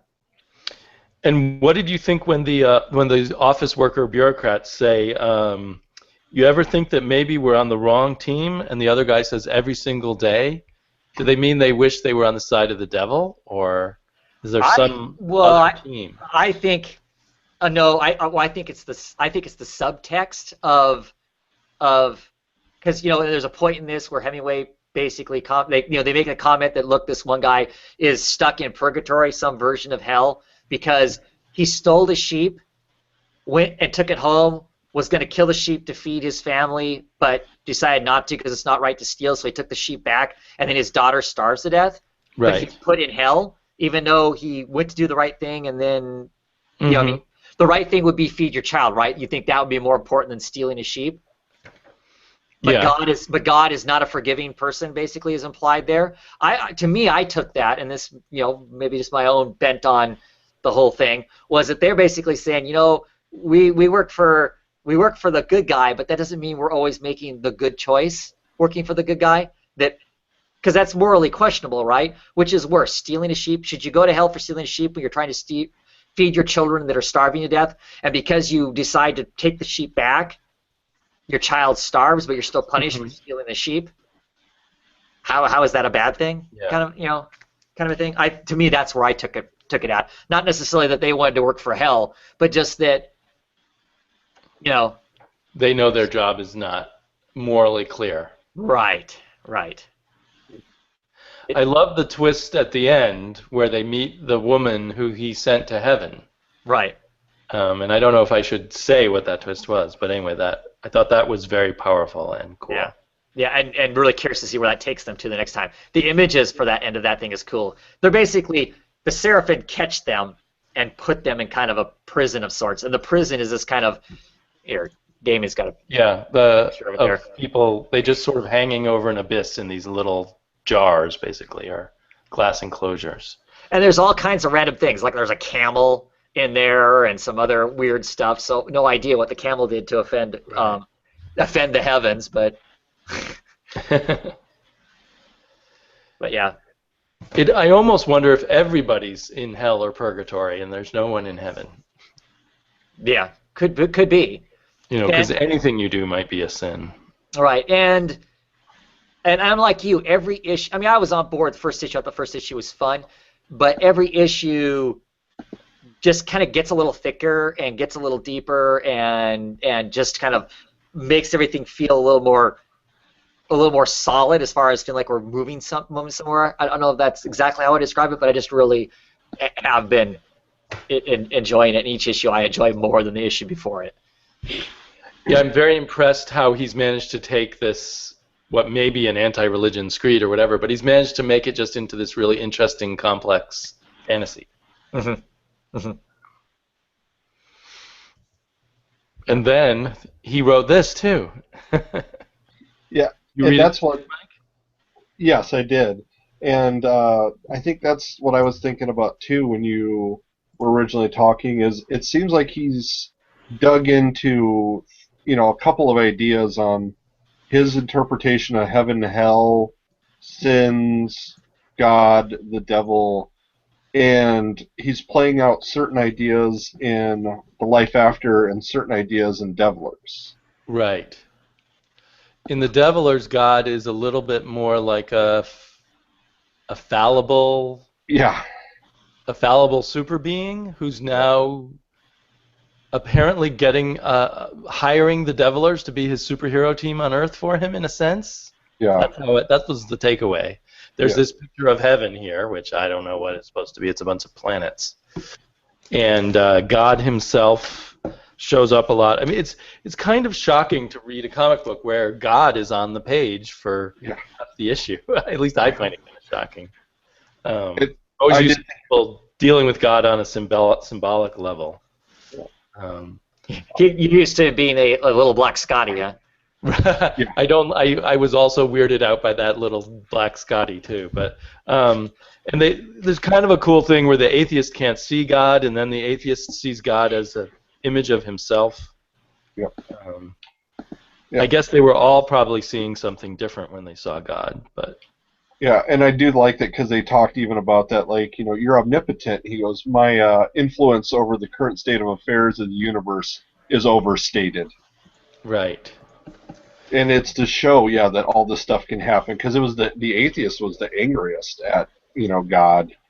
And so, like he says, when he touches him, it shows, this is how you see God. So, I'm sure they all have a view. They all call him by a different name. Yep. Allah and...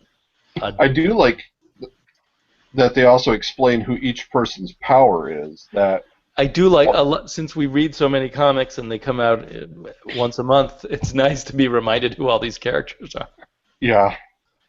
Because, one is able to see patterns in evil, one is able to bend the will of others, one wields a djinn, and has expert in combat, and one is able to shape her will, the nature to her will, and the last guy is the demon head, able to merge with otherworld entities. So, but the funny thing is, these are both 4 issues in, and the Devilers just feel so much murkier and all over the place than the Life After.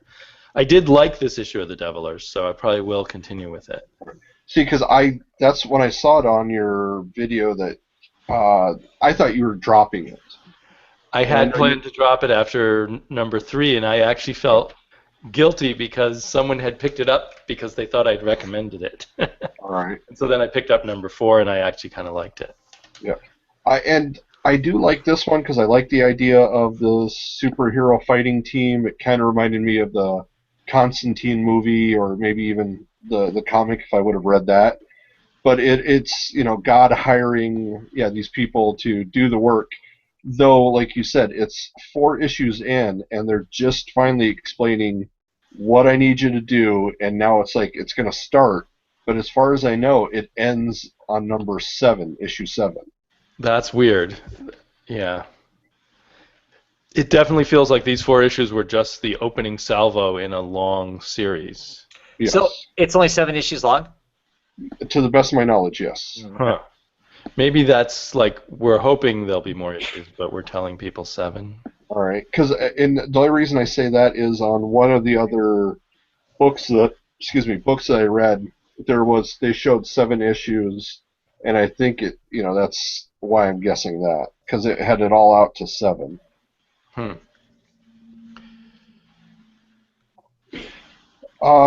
It is interesting because the story is that all the demons are coming up, that the devil has lost his control, and so they finally figured it out. They finally told him what it is, and God is telling them, I need you guys to stop these demons, and and figure out what's going on.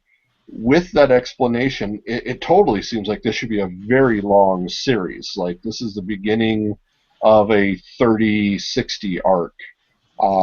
So yeah, if it only goes 7, I'm really wondering how that's going to work.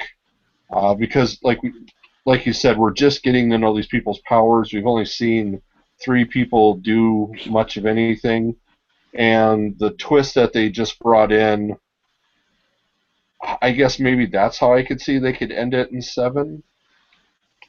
And that's my only thought on that. I guess so. They could just fight the traitor in their midst, and then that would be the end, and they'll continue their fight. I mean, there's chaos on Earth. All the demons have left Hell and are now on Earth, right? Yes. Only most people can't see them. And God had this deal he made with the devil, but it was a pretty bad deal. Yeah. Still the devil's gone. Yeah, I don't know. As we talk about it, what strikes me is how campy and over the top this story is, but while you're reading it, there's no sign of campiness. All right. So that's kind of an interesting, I don't know what to make of that, but it's kind of an interesting thing about this. Yeah, and I don't know what it is that makes it so much easier for me to enjoy this one and The Life After. I didn't. I started reading The Life After, and I guess I just felt that it was too much, or that he was. I sometimes feel that both of them, he's writing it almost out of anger, out of his belief or faith, and I don't know.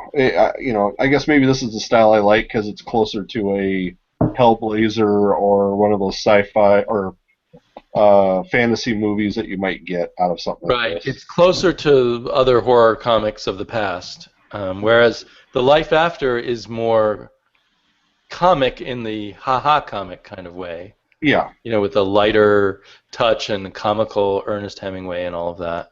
Yeah. So it's more maybe in the underground comics tradition and the European comics tradition, maybe. Yeah.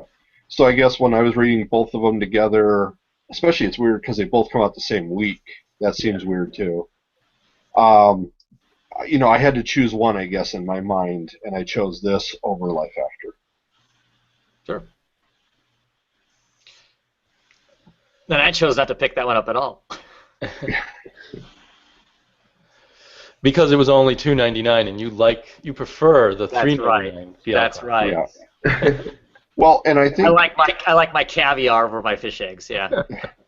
Either one, I think, will be probably best when it's done and comes out in trade.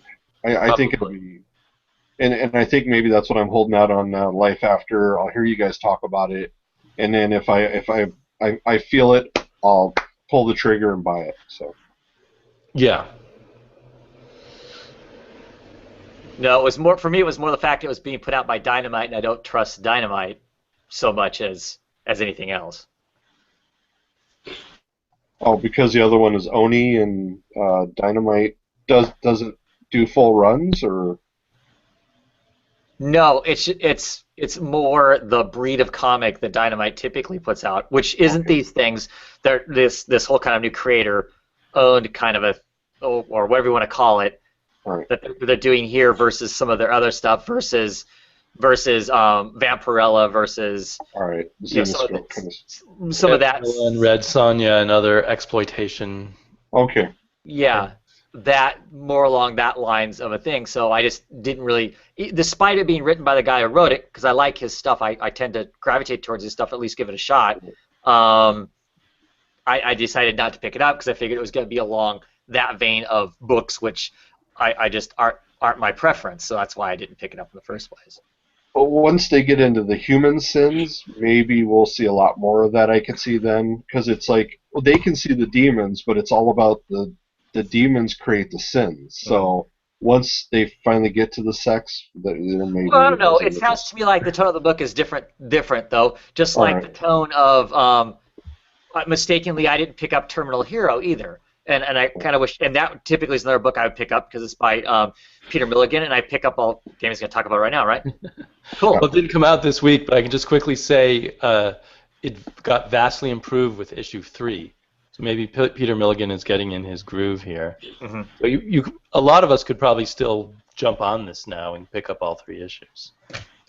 So, but that's another one of their, I don't know, their new line of creator-owned type books. So it has a completely different flavor to it than, to me, that other group of books, the Lady Rawhide, the Vampirella, the Red Sonja, even though people will jump on me about that, saying Red Sonja because Gail Simone's been writing it, but that whole genre of type of books doesn't appeal to me. And so when I hear Dynamite, as a general rule, despite the Shadow stuff, that's what is in my head, and so I don't really bother to even look at it. They start making announcements, and I go and find something else to do. So I kind of missed the boat on those, and because I order in advance.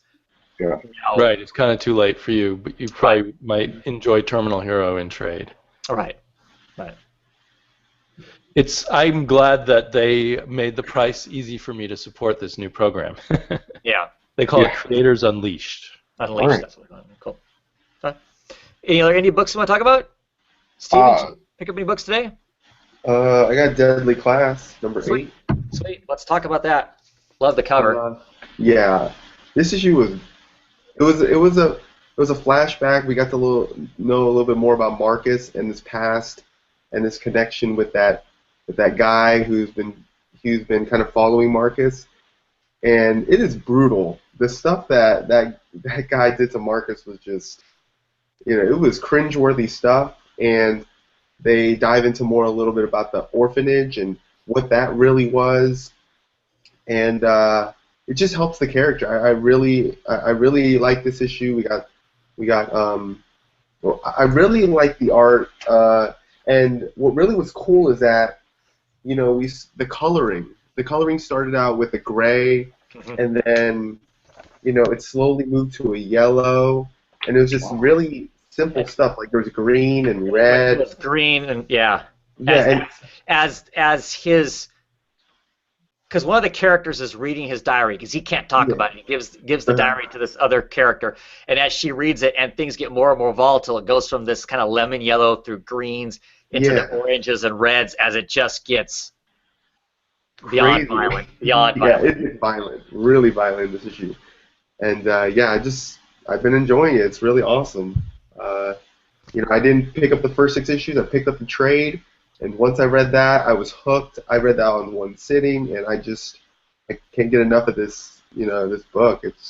I really like where it's going and how development of Marcus and what the relationship with Saya and the other girl. That's going to be interesting. There's just a lot of and also the school too. So there's a lot of storylines to follow, and I'm excited about each and every one of them. Yeah, I mean, there's a certain amount of teen angst in the book. Yeah. Because of course there's this, Marcus is, the sad kid that, in this issue makes justifiable why he's as sad as he is, and of course there's this kind of weird, love triangle thing going on. So you can look at all that stuff and go, oh my gosh, that's all,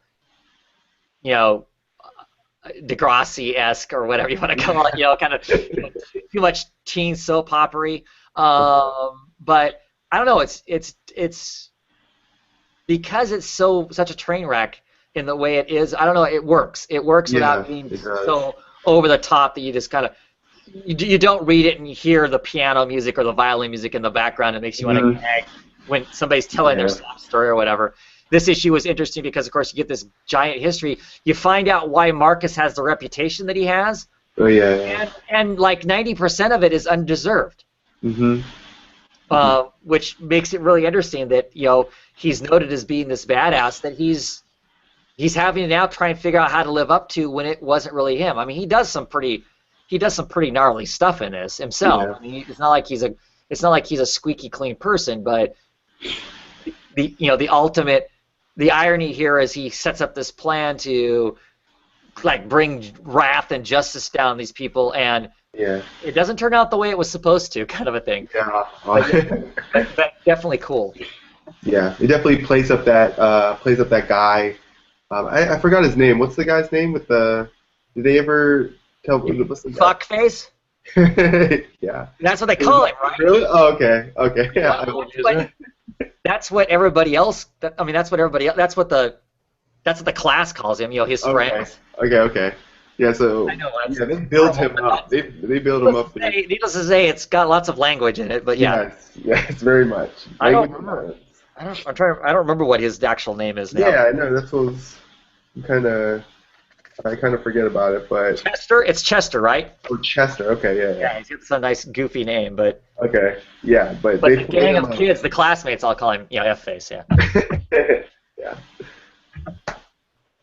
Yeah. Pretty cool.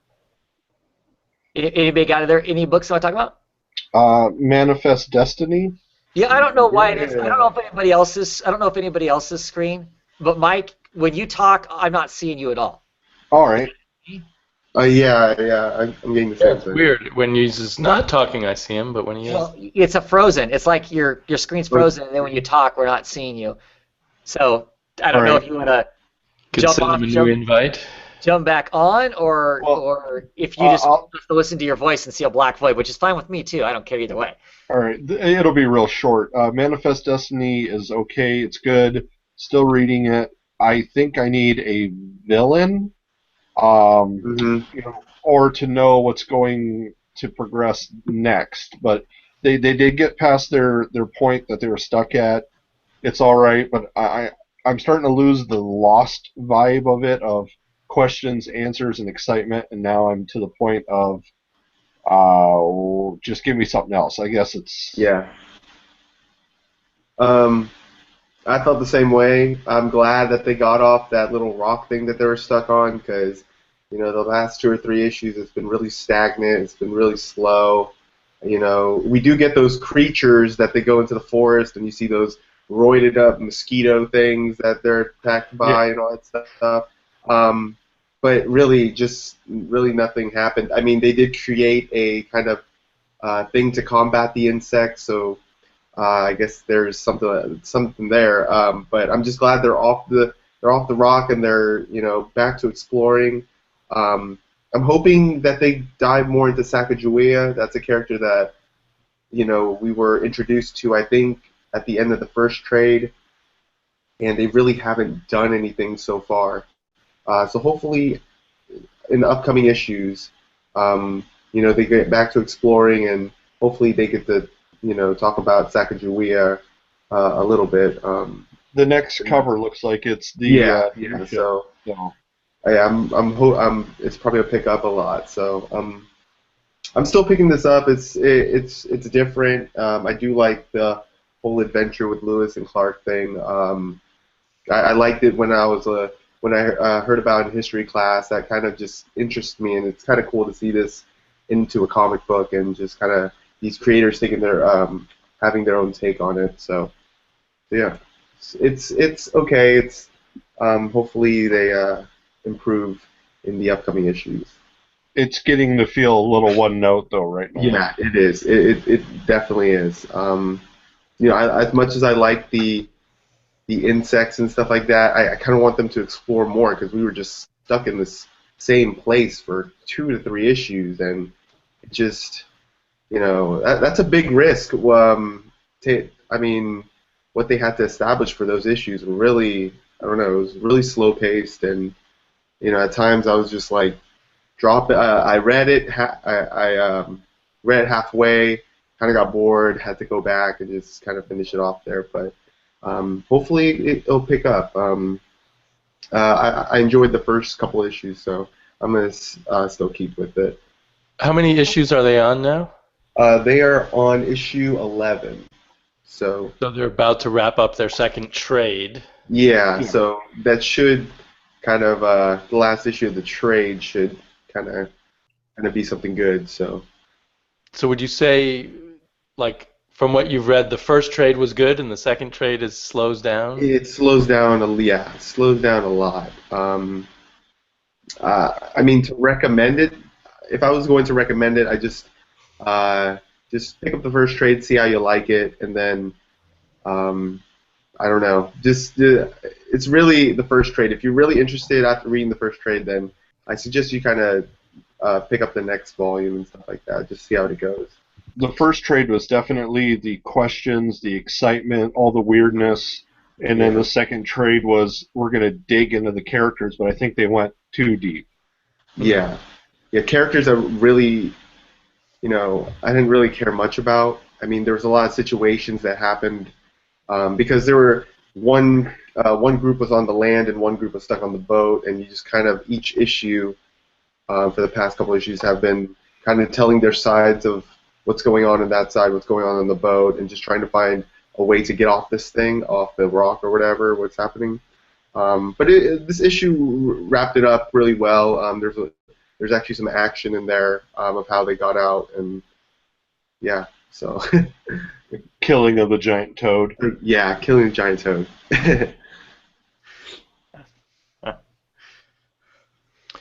I may pick it up on trades, so maybe I'll wait and see what you guys say around issue 13 or 14, and then start picking it up or not. Oh, yeah.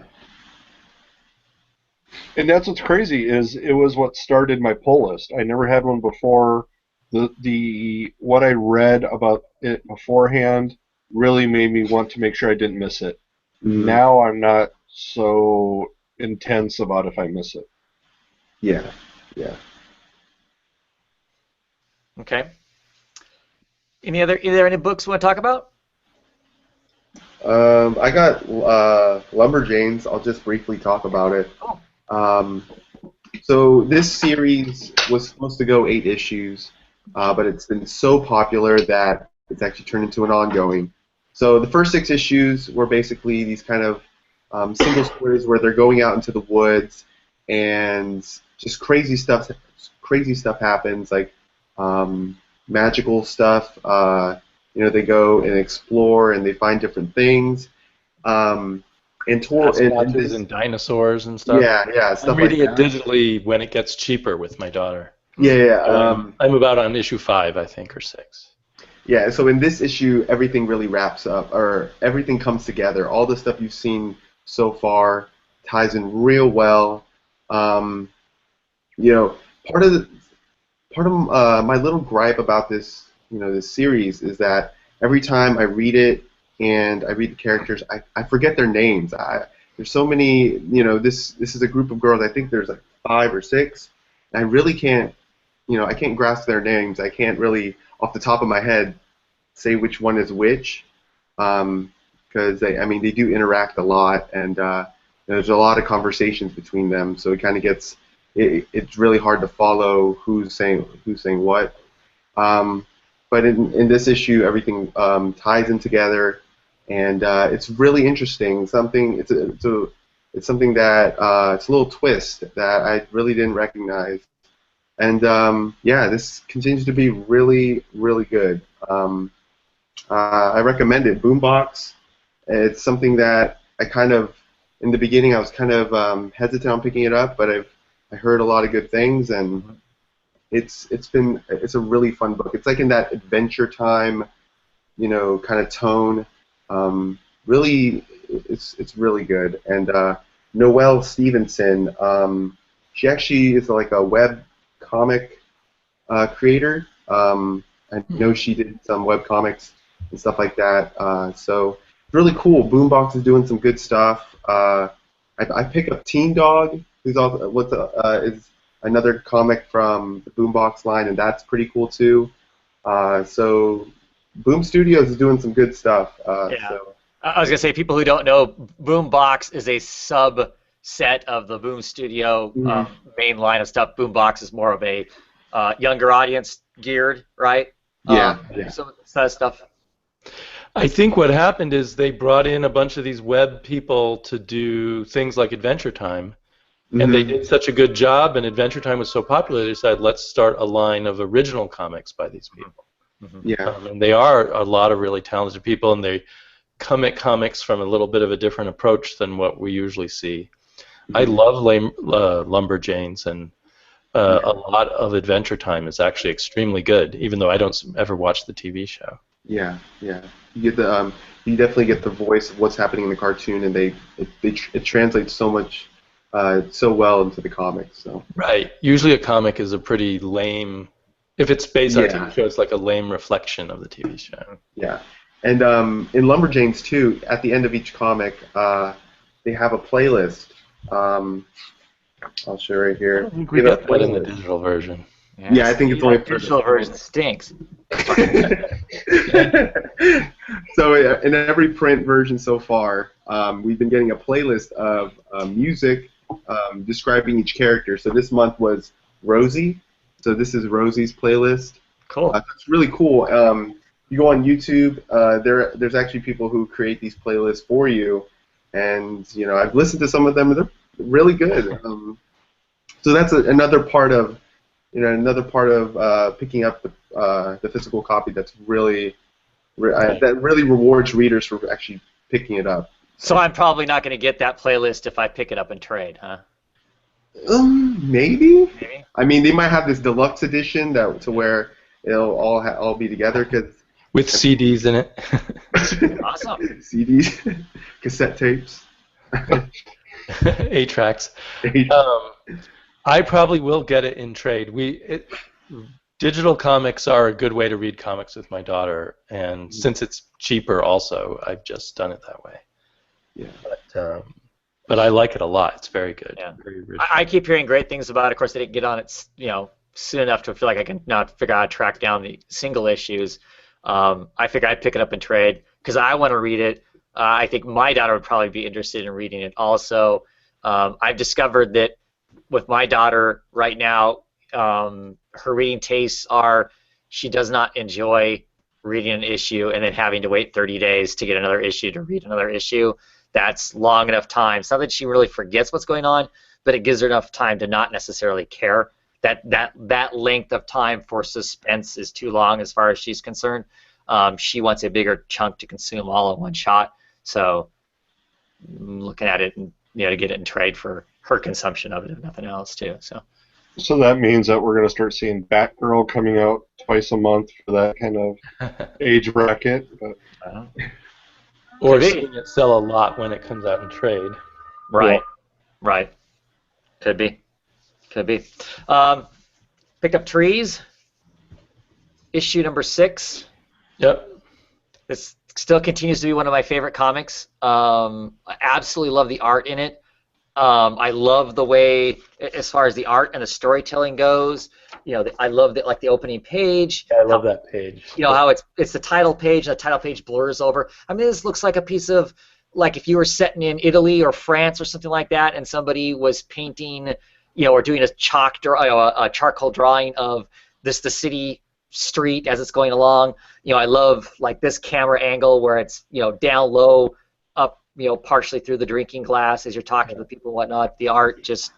I wonder if we'll get these opening pages in the trade. It might be something you lose out on in the trade. Oh, at least that half. That half. So it'd just be, that would be unfortunate because that really, and they've all been that way. Because it's kind of like a fade in on the beginning of each issue. It's a nice way to just bring you into the comic book. Right. The art is just really, really amazing in it. The story is really interesting because it continues to go not where I expected it to be. This issue tends to be heavy on our young artist who's living in China and kind of exploring sexuality to a heavy degree, in that clear to the extent of discussing binary and asexual beings and a lot of that, and where does this young artist fit into that whole scope of things, and you get a little more idea of one of the reasons he came to this city is not only because to explore his art, but to kind of figure out who he was, because back in the the little villages that he used to live in, if you were gay or anything like that, you were pretty much tortured into being heterosexual, it sounds like. I liked that story. It was interesting. I wondered, is that accurate for China? That was an interesting political statement that Warren Ellis is making about the rural China, that they would give people electric shock treatment to try to make them straight. And drugs and forced marriages. Yeah, I mean, I believe the forced marriages, but I don't know if they go to that extent or not. I don't know. Yeah, I don't either. No idea. The issue was a bit of a textbook on liberal sexuality, which to me was a little too on the nose, a little too much like a lecture, but I still enjoyed it. Yeah, there's that couple pages in there where where he's talking to the uncle. That part of it gets a little heavy as far as the whole. It's like it almost, you're right in the sense that it almost gave that little part there gave almost a sense of, okay, this is Warren Ellis. He's knowledgeable in all this stuff because he's computer savvy and comfortably moves in these circles. So I'm going to throw this out here, all in one, kind of a data dump to kind of And you're right. It was a little heavy-handed.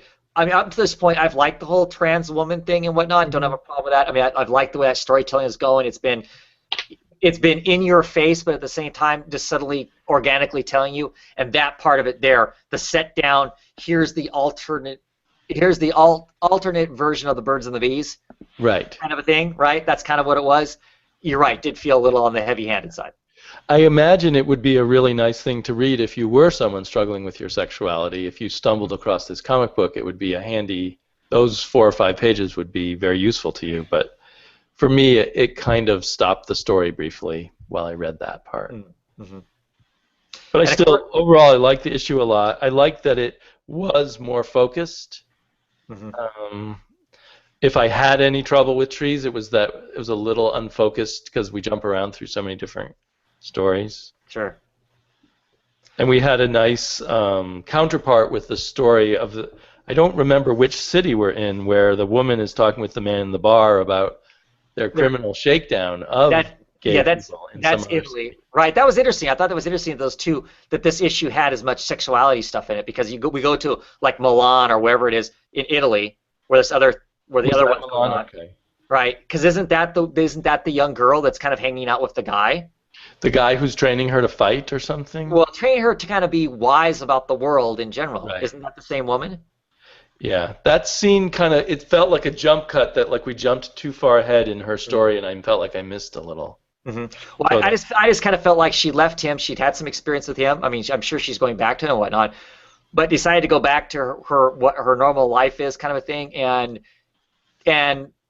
is trying to decide, is that the life I want to go back to? So she's like questioning him, forcing him to have a real conversation as opposed to Yes, as opposed to the non-conversations they've had all this time. Here, look, I really want to have a conversation with you. Can I hold a conversation with this meathead? And then there's this whole other thing going on about how he's making his money, where they're basically shaking down the gay community for protection money and stuff. So the other part I thought was really interesting about the book is these quick little flashes of like Antarctica. Yeah, simply you're reading about this stuff. I thought that was very effective. I mean, I assume we'll come back to all of that, but right. We're reading this stuff about China. We're having this conversation with the uncle about sexuality and whatnot. You flip the page, and then there's just this single page of one of these rovers that's in Antarctica that is being taken over by these little black flowers that we know have little computer stuff in them. Is kind of encapsulating it. And then it goes right back to talking with Uncle in the streets of China again.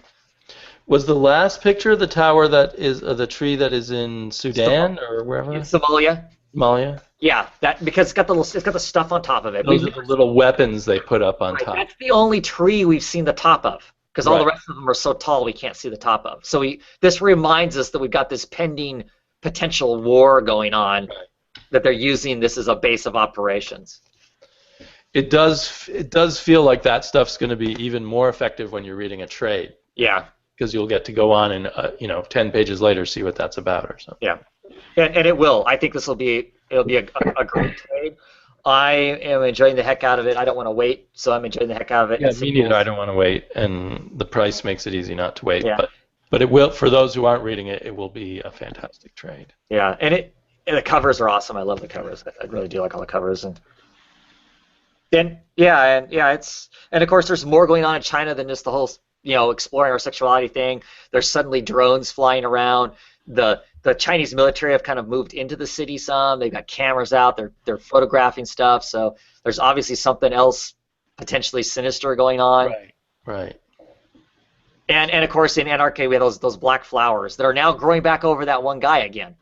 The guy that originally found him. Right. We got another one-page flash to him, right? Right, and he's medically having lots of problems, and he is being. The flowers are coming out of his body. Right, the roots and whatnot are sprouting out of him. So, the art though, I can't get over this Jason Howard. Yeah.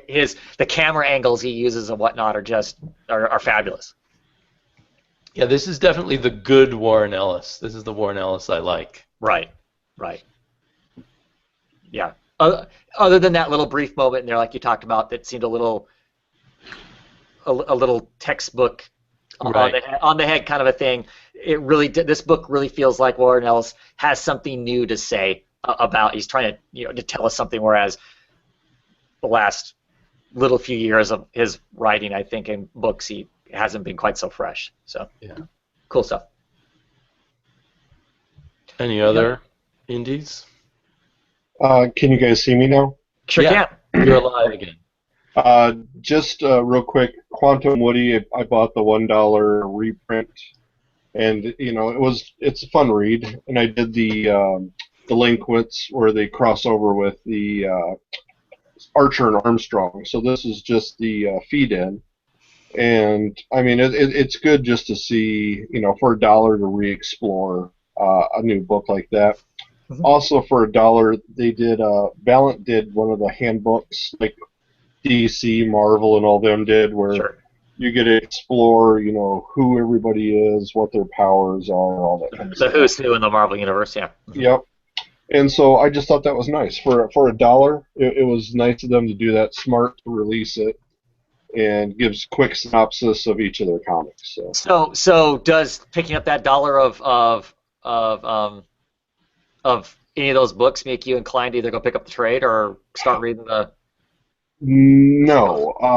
Compared to when I jumped on Delinquents, which is the Woody and the Archer Armstrong, that sold me more than this first issue. It was a lot of background information, and boom, they just get their powers, but you don't see them use powers. So it does surprise me now that when we talk about first issues, what hooks us and what's just good writing that is the beginning of a long story. Right. And so it is interesting now for me to, every time I pick up a number 1, is it enough to hook me, or is it just good, or is it just going to push me off? Mm-hmm. Mm-hmm. Cool. Yeah, I mean, what Mike's talking about, it seems I'm more and more aware of that because there are so many new comics coming out. You really ask, is this going to hook me or not? Right. I think there was a time where it was just, wow, a comic book, cool, I'll read it. Right. Now I have so many choices. Right. And that question's been floated around, what makes you decide a comic book is something you're going to continue with and whatnot? And I personally don't have a 100% answer. It kind of it depends. Each comic book I choose to hang on to, sometimes they're for different reasons. Sometimes they're just right off the bat written really well. I'm immediately intrigued, and I want to keep reading more. Some of them, I know the creative team, I'm going to give them a little bit more of a shot if the first book didn't have the hook to make me, whatever, or I like the character, so therefore I'm going to, kind of a thing. I personally don't have this is what I need out of the first issue, otherwise I'm dropping it right away. For me, if I decide I'm going to pick up the first issue, I've probably decided I'm picking up the first at least 3 issues, unless the first issue is just so awful. And there have been a few books that I picked up that the first issue I absolutely know I do not want another one of. But yeah, I have a hard time judging a book solely by the first issue. Well, and isn't in your situation you're kind of stuck to the first 3? 2, if depending on if it's released at the beginning of the month, it's 2 because I can have it read before I've got another week before I have to put my order in. So I usually wait until the very last week to put my order in. That way I've read as many of my books as I can. That way I have a better. So yeah, I'm landing on 2 at least, sometimes 3, depending on where it lands in the month as far as me making a commitment to it. All right. Amy, for some reason you're muted. There you go. Sorry about that. When you order the first 2, by the time you read issue 2, is it too late to order issue 3? Yes. Yeah, so you are in a kind of a tricky spot there. Yeah. So I am making a decision by issue 1, lots of times the one that I'm going to go on with it, or by issue 2, I'm committed for 4 issues and I think I'm done or not done. But there are things like the New Invaders. When I read number 1, I knew I was done. I ended up getting 3 issues before I was done, but I knew I was done. The new Suicide Squad, I knew after issue 1, it being XL and all, I knew I did not want another issue of that. I was only stuck with 2 issues of it because of the way it landed in the month. It gave me the ability to bail out of it faster. I think I'm finding my pattern is I give things 2 issues. If I read issue 1 and I'm sort of so-so, I usually will read issue 2 and then either keep going or drop it. Mm-hmm. If issue 2 doesn't sell me, I'm usually gone because there's something else to go look at. Right. Right. And because I pay a lot more than you do, I can make my choices at the moment I'm in the store. Right. Yeah. Yeah, I have to commit a little bit deeper than what you do, that's for sure. But you save a lot of money. Yeah. Gives me the ability to take those lumps when it's, something like New Invaders and. Right. Yeah. Well, and that's what I found when I finally thought, well, maybe Miss Marvel. You guys, you've sold me on it, and I got to read it. And I'm looking through, and I'm like, do I want to buy this many single issues, or do I want to buy a trade? And then that's where I find myself fighting is after 5, and I know a trade is coming out. It's just when. That's where I struggle because I could probably get most of the issues, but like maybe the 1 or 2. I think my bookstore puts them away or puts them in the more expensive bin because they know that you have to get those to get the other 5 he's got sitting on the shelf. Yeah. Well, yeah, that's a hard call. Marvel's a little better at putting out trades than DC is. But the problem with DC books is that they don't have a consistent schedule for putting out trades. After X 5 or 6 issues, a 2-month gap at most, and there should be a freaking book on the shelf. Yeah. Like Image is the best. Image is the best at that, it seems. Most of the indie companies seem to be really good and really effective at get our singles out, get the trade out, because I think they make more money on that. I think they've got a better trade market in general. Heck, I even think Vertigo is more active at 5 or 6 issues, get the book out. I don't know why big two companies I don't know why DC does doing that. Yeah. It's a shame. It's a shame because it'd be a lot easier. It would be a lot easier to read that first trade and then hurry up and get on singles if you decided, ooh, that first trade was good. Now I want to go and read it in singles because I liked it so much or whatever. But DC makes that really hard to do with the way their releases are. Like when Tom Taylor started with Earth 2, and I was really, I was really thinking about picking it up, but it was towards, it was the middle of Tom Taylor's run on Earth 2. I couldn't get the back issues and the trade. I mean, it just came out. Right. Just the beginning of it, so, that kind of hurt me if I wanted to jump on the book and just kind of catch up. Mm-hmm. So yeah, I don't understand. It's doing so well in other markets. Other companies are doing it. I don't know why DC just doesn't do it the same thing. I mean, if it's successful in other ones, why can't you just take that and roll with it? Roll with that kind of idea with their trade market. So maybe they're used to this slower production schedule that they've always had, and they haven't, because of being a larger bureaucracy, haven't caught up to the fact that this is now a better way to market your whole series by getting those trades out quickly. Mm-hmm. I don't even know who's in charge of that anymore. At one point it was Bob Harris, and then Bob Harris obviously went on to then be in charge of everything. And I don't know who for DC took over after that. And I don't know how much they affect how quickly that stuff comes out, or they just make sure it gets done, and somebody higher up than that is the person that's in charge. I'm guessing that when they first started doing trades of comic books, that they were probably entirely different departments. You're the expert on books, and we're the experts on comics. Mm-hmm. And now clearly the two have they're very linked the way Image does it, and clearly they make a lot of people jump on by producing the trades quickly and everything. Mm-hmm.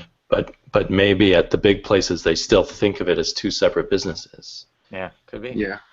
I mean, like, it just putting trades on time would help the book, immensely, because there's people who missed Miss Marvel, and it's become so popular. All this news that it's gathering, all the buzz throughout all the cons and stuff like that, and they want to pick it up, and they have the ability to pick it up and then go look for the back issues. It's probably only maybe it's on issue 9 right now. It's doing 1 to 5. You could pick up. It's reasonable to pick up, 3 months of back issues for Miss Marvel compared to, DC's when you months from now when the first trade comes out, Tom Taylor's, it's already been like 12 or 13 issues of that run that's already happened, and it just becomes a hassle, and they just start not to care anymore. It's like, oh well, I'm way past that now. Just gonna forget about it, Mm-hmm. Mm-hmm. Well, maybe they'll eventually figure this out. Since, like Travis says, at Vertigo they understand it, so maybe that'll trickle into DC eventually. Hopefully. Yeah. I know. Other independent books that I haven't picked up, I, of course, picked up BPRD, Hell on Earth. This is issue 124, a great one-and-done issue, whereas last issue I kind of poo-pooed it, that it was just basically a giant Godzilla fight. Right, which I read. Right. This issue was actually really fun. Kind of a single issue. Just kind of gives you a taste of a day in the life of a normal person living in a place where the world is coming to an end, kind of a thing. It's told from a guy who's works at a coffee shop that's still running, like somewhere in Arizona. The BPRD people show up to fight one of the giant. Glare so bad. One of the giant monsters that's there. He wants help on a local level too. It's like, dude, there's this stuff going on a local level, and bad things happen to him. But just wonderfully done. Despite it being Tyler Cook on art, who I'm not a fan of his faces, it's still got some great art in it. Of course, Dave Stewart coloring, so the coloring is outstanding as far as that goes. You get to see Liz Sherman blow up some monsters. You get to see her go all fire goddess and nuke some stuff, which is always cool. It tells it tells some greater story besides just the one and done within it. You get some of the conflict between Liz and Jonah on how they should approach these giant monsters. They're trying to find ways to fight these giant monsters that don't involve just Liz blowing them all up, because she can't be everywhere, so they need to find another way to beat the monsters besides just her. In the process of that, some really bad stuff happens and some people die, and Liz basically puts her foot down and says, we're not doing that anymore. From now on, if I'm around and there's a giant monster, I'm just blowing it up. I don't care what you say, kind of thing. But there's some other cool stuff that goes on. But it was really, loved it, and I love that cover too. Them into the coffee shop with the giant monster out the window. I got the 2 issues before that, because they said it was a jump-on point, and I enjoyed them, but I didn't connect with it, so I completely forgot about it, to tell you the truth. Now that you talk about it, I might go get it. But my biggest complaint was, as a new reader, they didn't do anything to let me know who the characters were. Right. They talk about some characters in the thing on the inside cover. Right. The inside cover. They don't have anything to do with what's in that issue, and I didn't know who was who and what was what. So it seemed vaguely interesting, but hard to. Yeah, that to me that was a really misguided to say this is a jumping on point. Certainly, you could jump on and read that monster story, that 2-issue monster story, and if you're just sticking to just it, you were fine, right? That wasn't confusing in and of itself. But the greater picture, who are these people and why is what's happening in the world, doesn't really tell you anything. And you're right, that little bit on the inside where it says, the Black Flame attempted to create an army of frog people or whatever, and Liz Sherman blew them all up. And what does that mean? That doesn't mean anything to a new reader, because you don't know who those people are. Unless you have... As far as I could tell, none of those people were in that issue. If they were, they weren't identified. Those 2 issues. They weren't. The thing with the scientist who had been in the other dimension all that time was really cool. Mm-hmm. And is that something that's going to come back, or was that just a one-shot thing? I have no idea. That might come back at some point, or that may just be one of the many, many things that go bump in the night that's in this book that's just kind of there. That's an interesting curiosity while they go on with this larger war that they've got going on as the Earth is cracked in half and these monsters are raining out of it, kind of a thing. I should persevere and keep getting it. I mean, I forgot about it till you just mentioned it now. It's just, it didn't sink deep into my head. Mm-hmm. Mm-hmm. And it's a tough book. It's a tough book. I mean, I obviously I love it, so therefore I'm kind of trying to sell it to people in a sense. But I admit it's really hard to just go, whatever, grab a hold. I mean, ultimately that's what I did at some point. I just went, I'm just getting on this thing. I've gone back and picked up bits and pieces of trades along the way. I still don't have them all. I still don't have the full 100% picture. I just kind of fill it in as I go along. Right. It's tough. Mike mentioned in the Devilers how there's this page where there's a caption box next to each character, and it says who he is and who his powers are. Mm-hmm. And silly as that is, that's so useful. But do that at BPRD, I think I would have enjoyed it all. Right, but the question then becomes, then how often do you do that? Every issue. The people who've already read it can skip that page. Well, and I think they do it actually in most of the Avenger ones, because they know that they want you always jumping on these new people for Avengers, so they'll show you some Avenger team and bloop bloop bloop and bloop. There's your names, a little brief, and let's go. I'm going to be snotty, and I'm going to say I don't want my BPRD to be like the Avengers. Well, you can use the inside cover and just have a picture of each character who's going to be in that issue and say, Liz Sherman can blow things up when it's a thought or whatever. Right, and that would be useful, and that would be great, because you're right. The thing that's at the beginning says a whole bunch of stuff. If you know who those characters are, that tells you a chunk of a story. But if you don't know who any of those people are, it does not matter what's in the front of that. And I don't think that was a good jumping on point. The jumping on point is like 4 trades ago. Is the jumping on point? To be quite honest. If you want to know the hell on Earth, why it is the Earth's cracked in half, and the bad stuff that's happening is happening, you need to go back to the beginning of the war with the frogs. That's where you need to go back to if you want The whole 100% what it is. I didn't jump on there. I jumped on when Hell on Earth started. Hell on Earth started after everything was broken, is when I started reading the book. I read the book after everything was already jacked up. And the only knowledge I had when I jumped on the book was I knew who Hellboy was because I'd watched the Hellboy movies.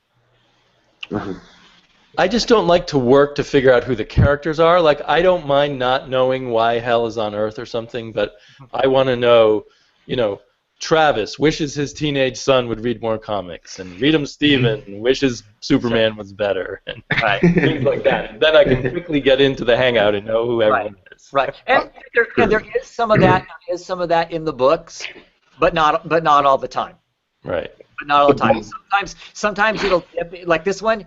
This would be another one that's not going to give you, you know, it's going to show that there's some conflict in philosophy and how they should deal with some stuff between Liz Sherman and Jonah, who is a guy who walks around and looks like he's walking around in a giant spacesuit. Well, he's a cloud of gas, but you don't know that. You don't know he's a ghost, basically. Right. He's a spirit, and the only way he can keep corporal form is if he's contained in something. You're not going to know that here. This issue is not going to show that to you either. But then there are other issues where it goes along where it'll get focused on a character and tell more of their story, and you get a better idea of who Liz is, who Liz Sherman is. There was last year they had this whole big long thing about she kind of was in a mental breakdown state where she couldn't even produce any fire at all, and she slowly works her way out of that back to being the Liz Sherman that we all know her as from way back in the day, kind of a thing. But you're right, though. There is no point in the book where they have those titles that tell you this person's this person's this, this person's this.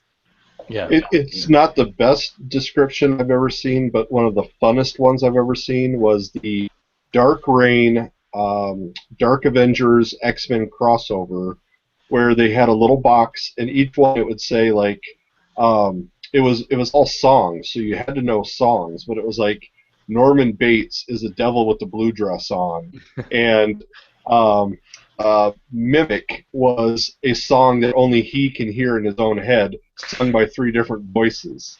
And I thought those were really creative ways to explain people without really just being blatant about it. It's an ongoing problem with a lot of comics. I don't really blame BPRD, but that just the one that I recently had a big problem with it. Right.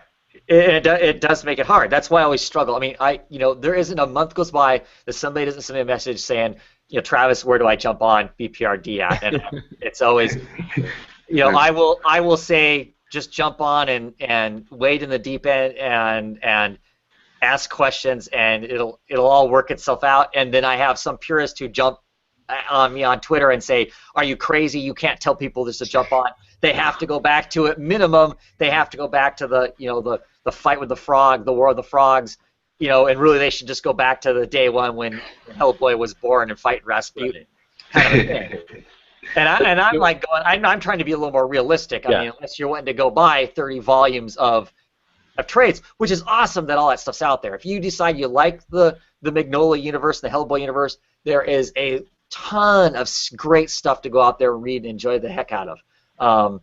But I can't tell somebody to start by picking up 40 volumes of books. You can't do that either, because then they just go, oh, yeah, whatever. Right. And we do all know a little bit about it because most of us liked the Hellboy movie, but we need a little better entry point than... Oh, right. For sure. Yeah. I know that in, I think, December, there's going to be a mini-series. Was it Hellboy and the BPRD? That's coming out, and that's how I'm going to jump on. And then and through all these other mini-series that's happening, like Baltimore or Lobster Johnson, I may jump on those when those start up. So yeah. And that would be if you're interested, I think that's going to be a great place to jump on, is the Hellboy and the BPRD, because basically that's what that's going to be, is Hellboy in his younger days, first teaming up with the first incarnations of BPRD and them going out and dealing with the general adventures that happened in the book originally. Because when the book was first out, it was more like there's this random occult event happening after World War II. World War II was about fighting. The Nazis were using magical powers, and the Allies were trying to figure out how to stop those magical powers, and that was the conflict back in the 40s.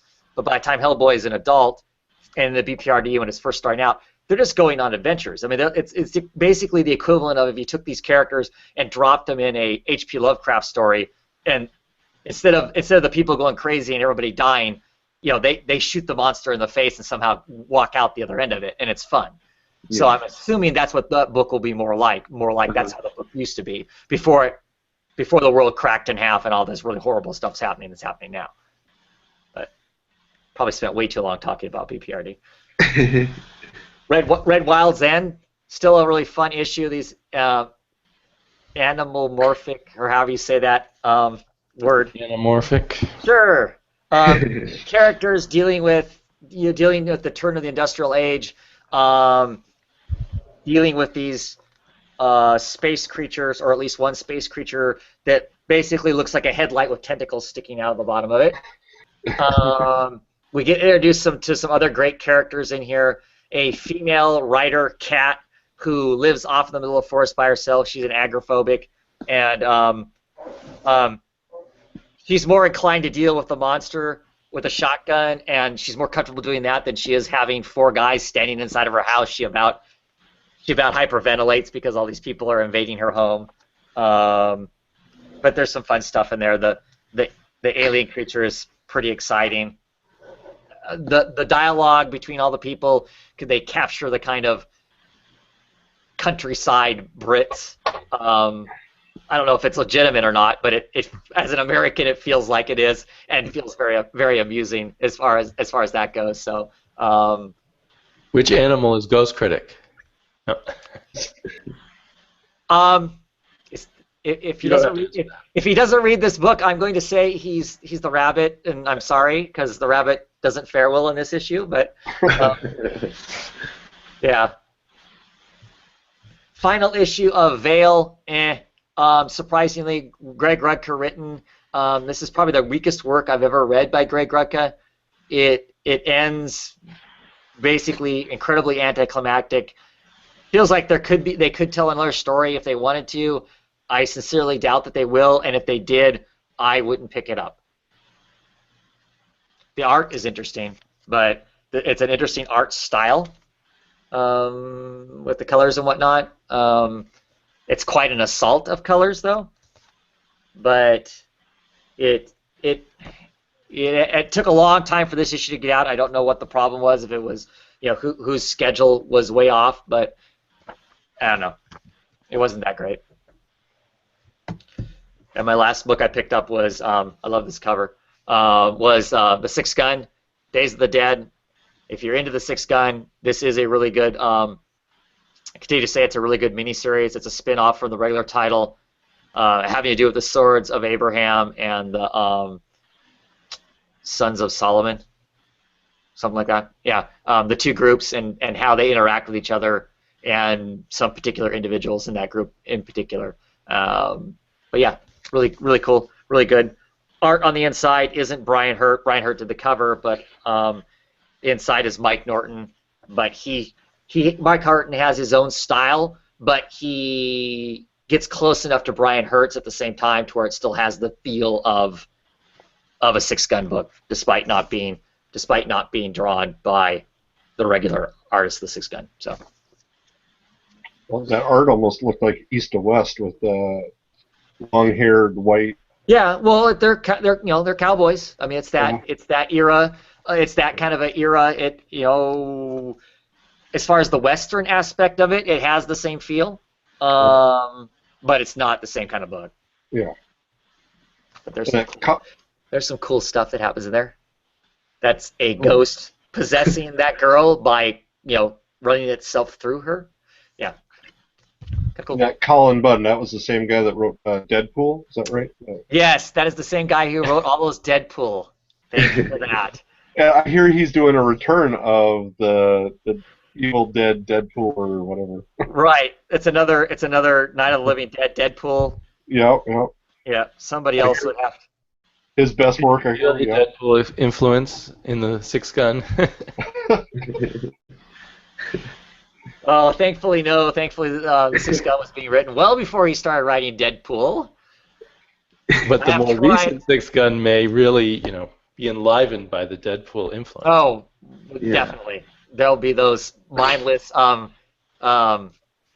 chimichanga jokes and.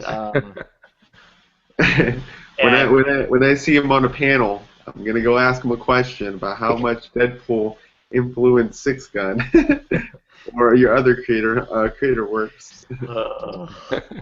At the Barnes and Noble, a father was going through the books with his son, looking for a Batman, and I mentioned to him, the New 52, the Court of Owls, and that's the series that that's where he would start. And he's looking through, and he's kind of looking through the pages. I'm sure he's trying to judge if his son is the right age for it or not.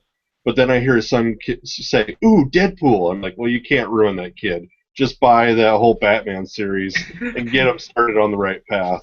Yeah. Yeah. Yeah. I don't know. But to defend Matt, the Hawkeye Deadpool, I have been enjoying it. So. That's what I hear. I hear it's been pretty funny. I may have to pick it up. I've tried Deadpool. Yeah. Fairly often. I just can't. I don't know. It feels very one note to me, and the first couple times is fine, and then after that, it's not fine for me anymore. So I don't know. I'm sorry. He was also good in Uncanny X-Force. I enjoyed him there too. So. Yeah, that is very good and makes you like Deadpool more than he normally deserves. Yeah, see, no, I like Deadpool when he's with other people. When he's in somebody else's book, he shows up as an appearance or whatever. He seems fine. It's the oversaturation of Deadpool. When I read Deadpool, just his own title, I feel like I don't know, like I'm reading the same thing over and over again to some degree. So. Yeah. I'm halfway through a Deadpool trade now, and when I get done with that, I'm fairly certain that me and Wednesday's serial, Matt, will sit down and have some sort of recorded conversation about Deadpool, as much as that might pain me. So, anything else comic book wise we want to talk about? Any other bitching? I mean, because we haven't gone 3 hours yet. We're slacking. I don't think so. We're probably done for the night. Thank you guys for tuning in, and I appreciate, as always, hearing your thoughts and opinions on books and what all is going on, because, of course, you guys do read books that I don't, so I love hearing about that. Just a reminder for anybody who's still tuned in this late, tune in next week. Next week should be a fun show. We're all going in costume, or some of us are anyway, so it should be some fun. Come one, come all, and see the spectacle that will be, at least some of us. DaCosta even says he's coming on, so it'll be one of those rare occasions where we'll get Mr. DaCosta on the show to talk books. We'll ask him lots of pressing and prying questions, and it should be a fun time. Anyway, anybody got any other parting words of wisdom they want to give? Just thank you for running this every week, Travis. I realize it's not as easy as it looks, but you do a great job. Thank you. I second that, yeah. Okay. I appreciate it. Anyway, have a good evening, everybody, and enjoy some comics. Good night.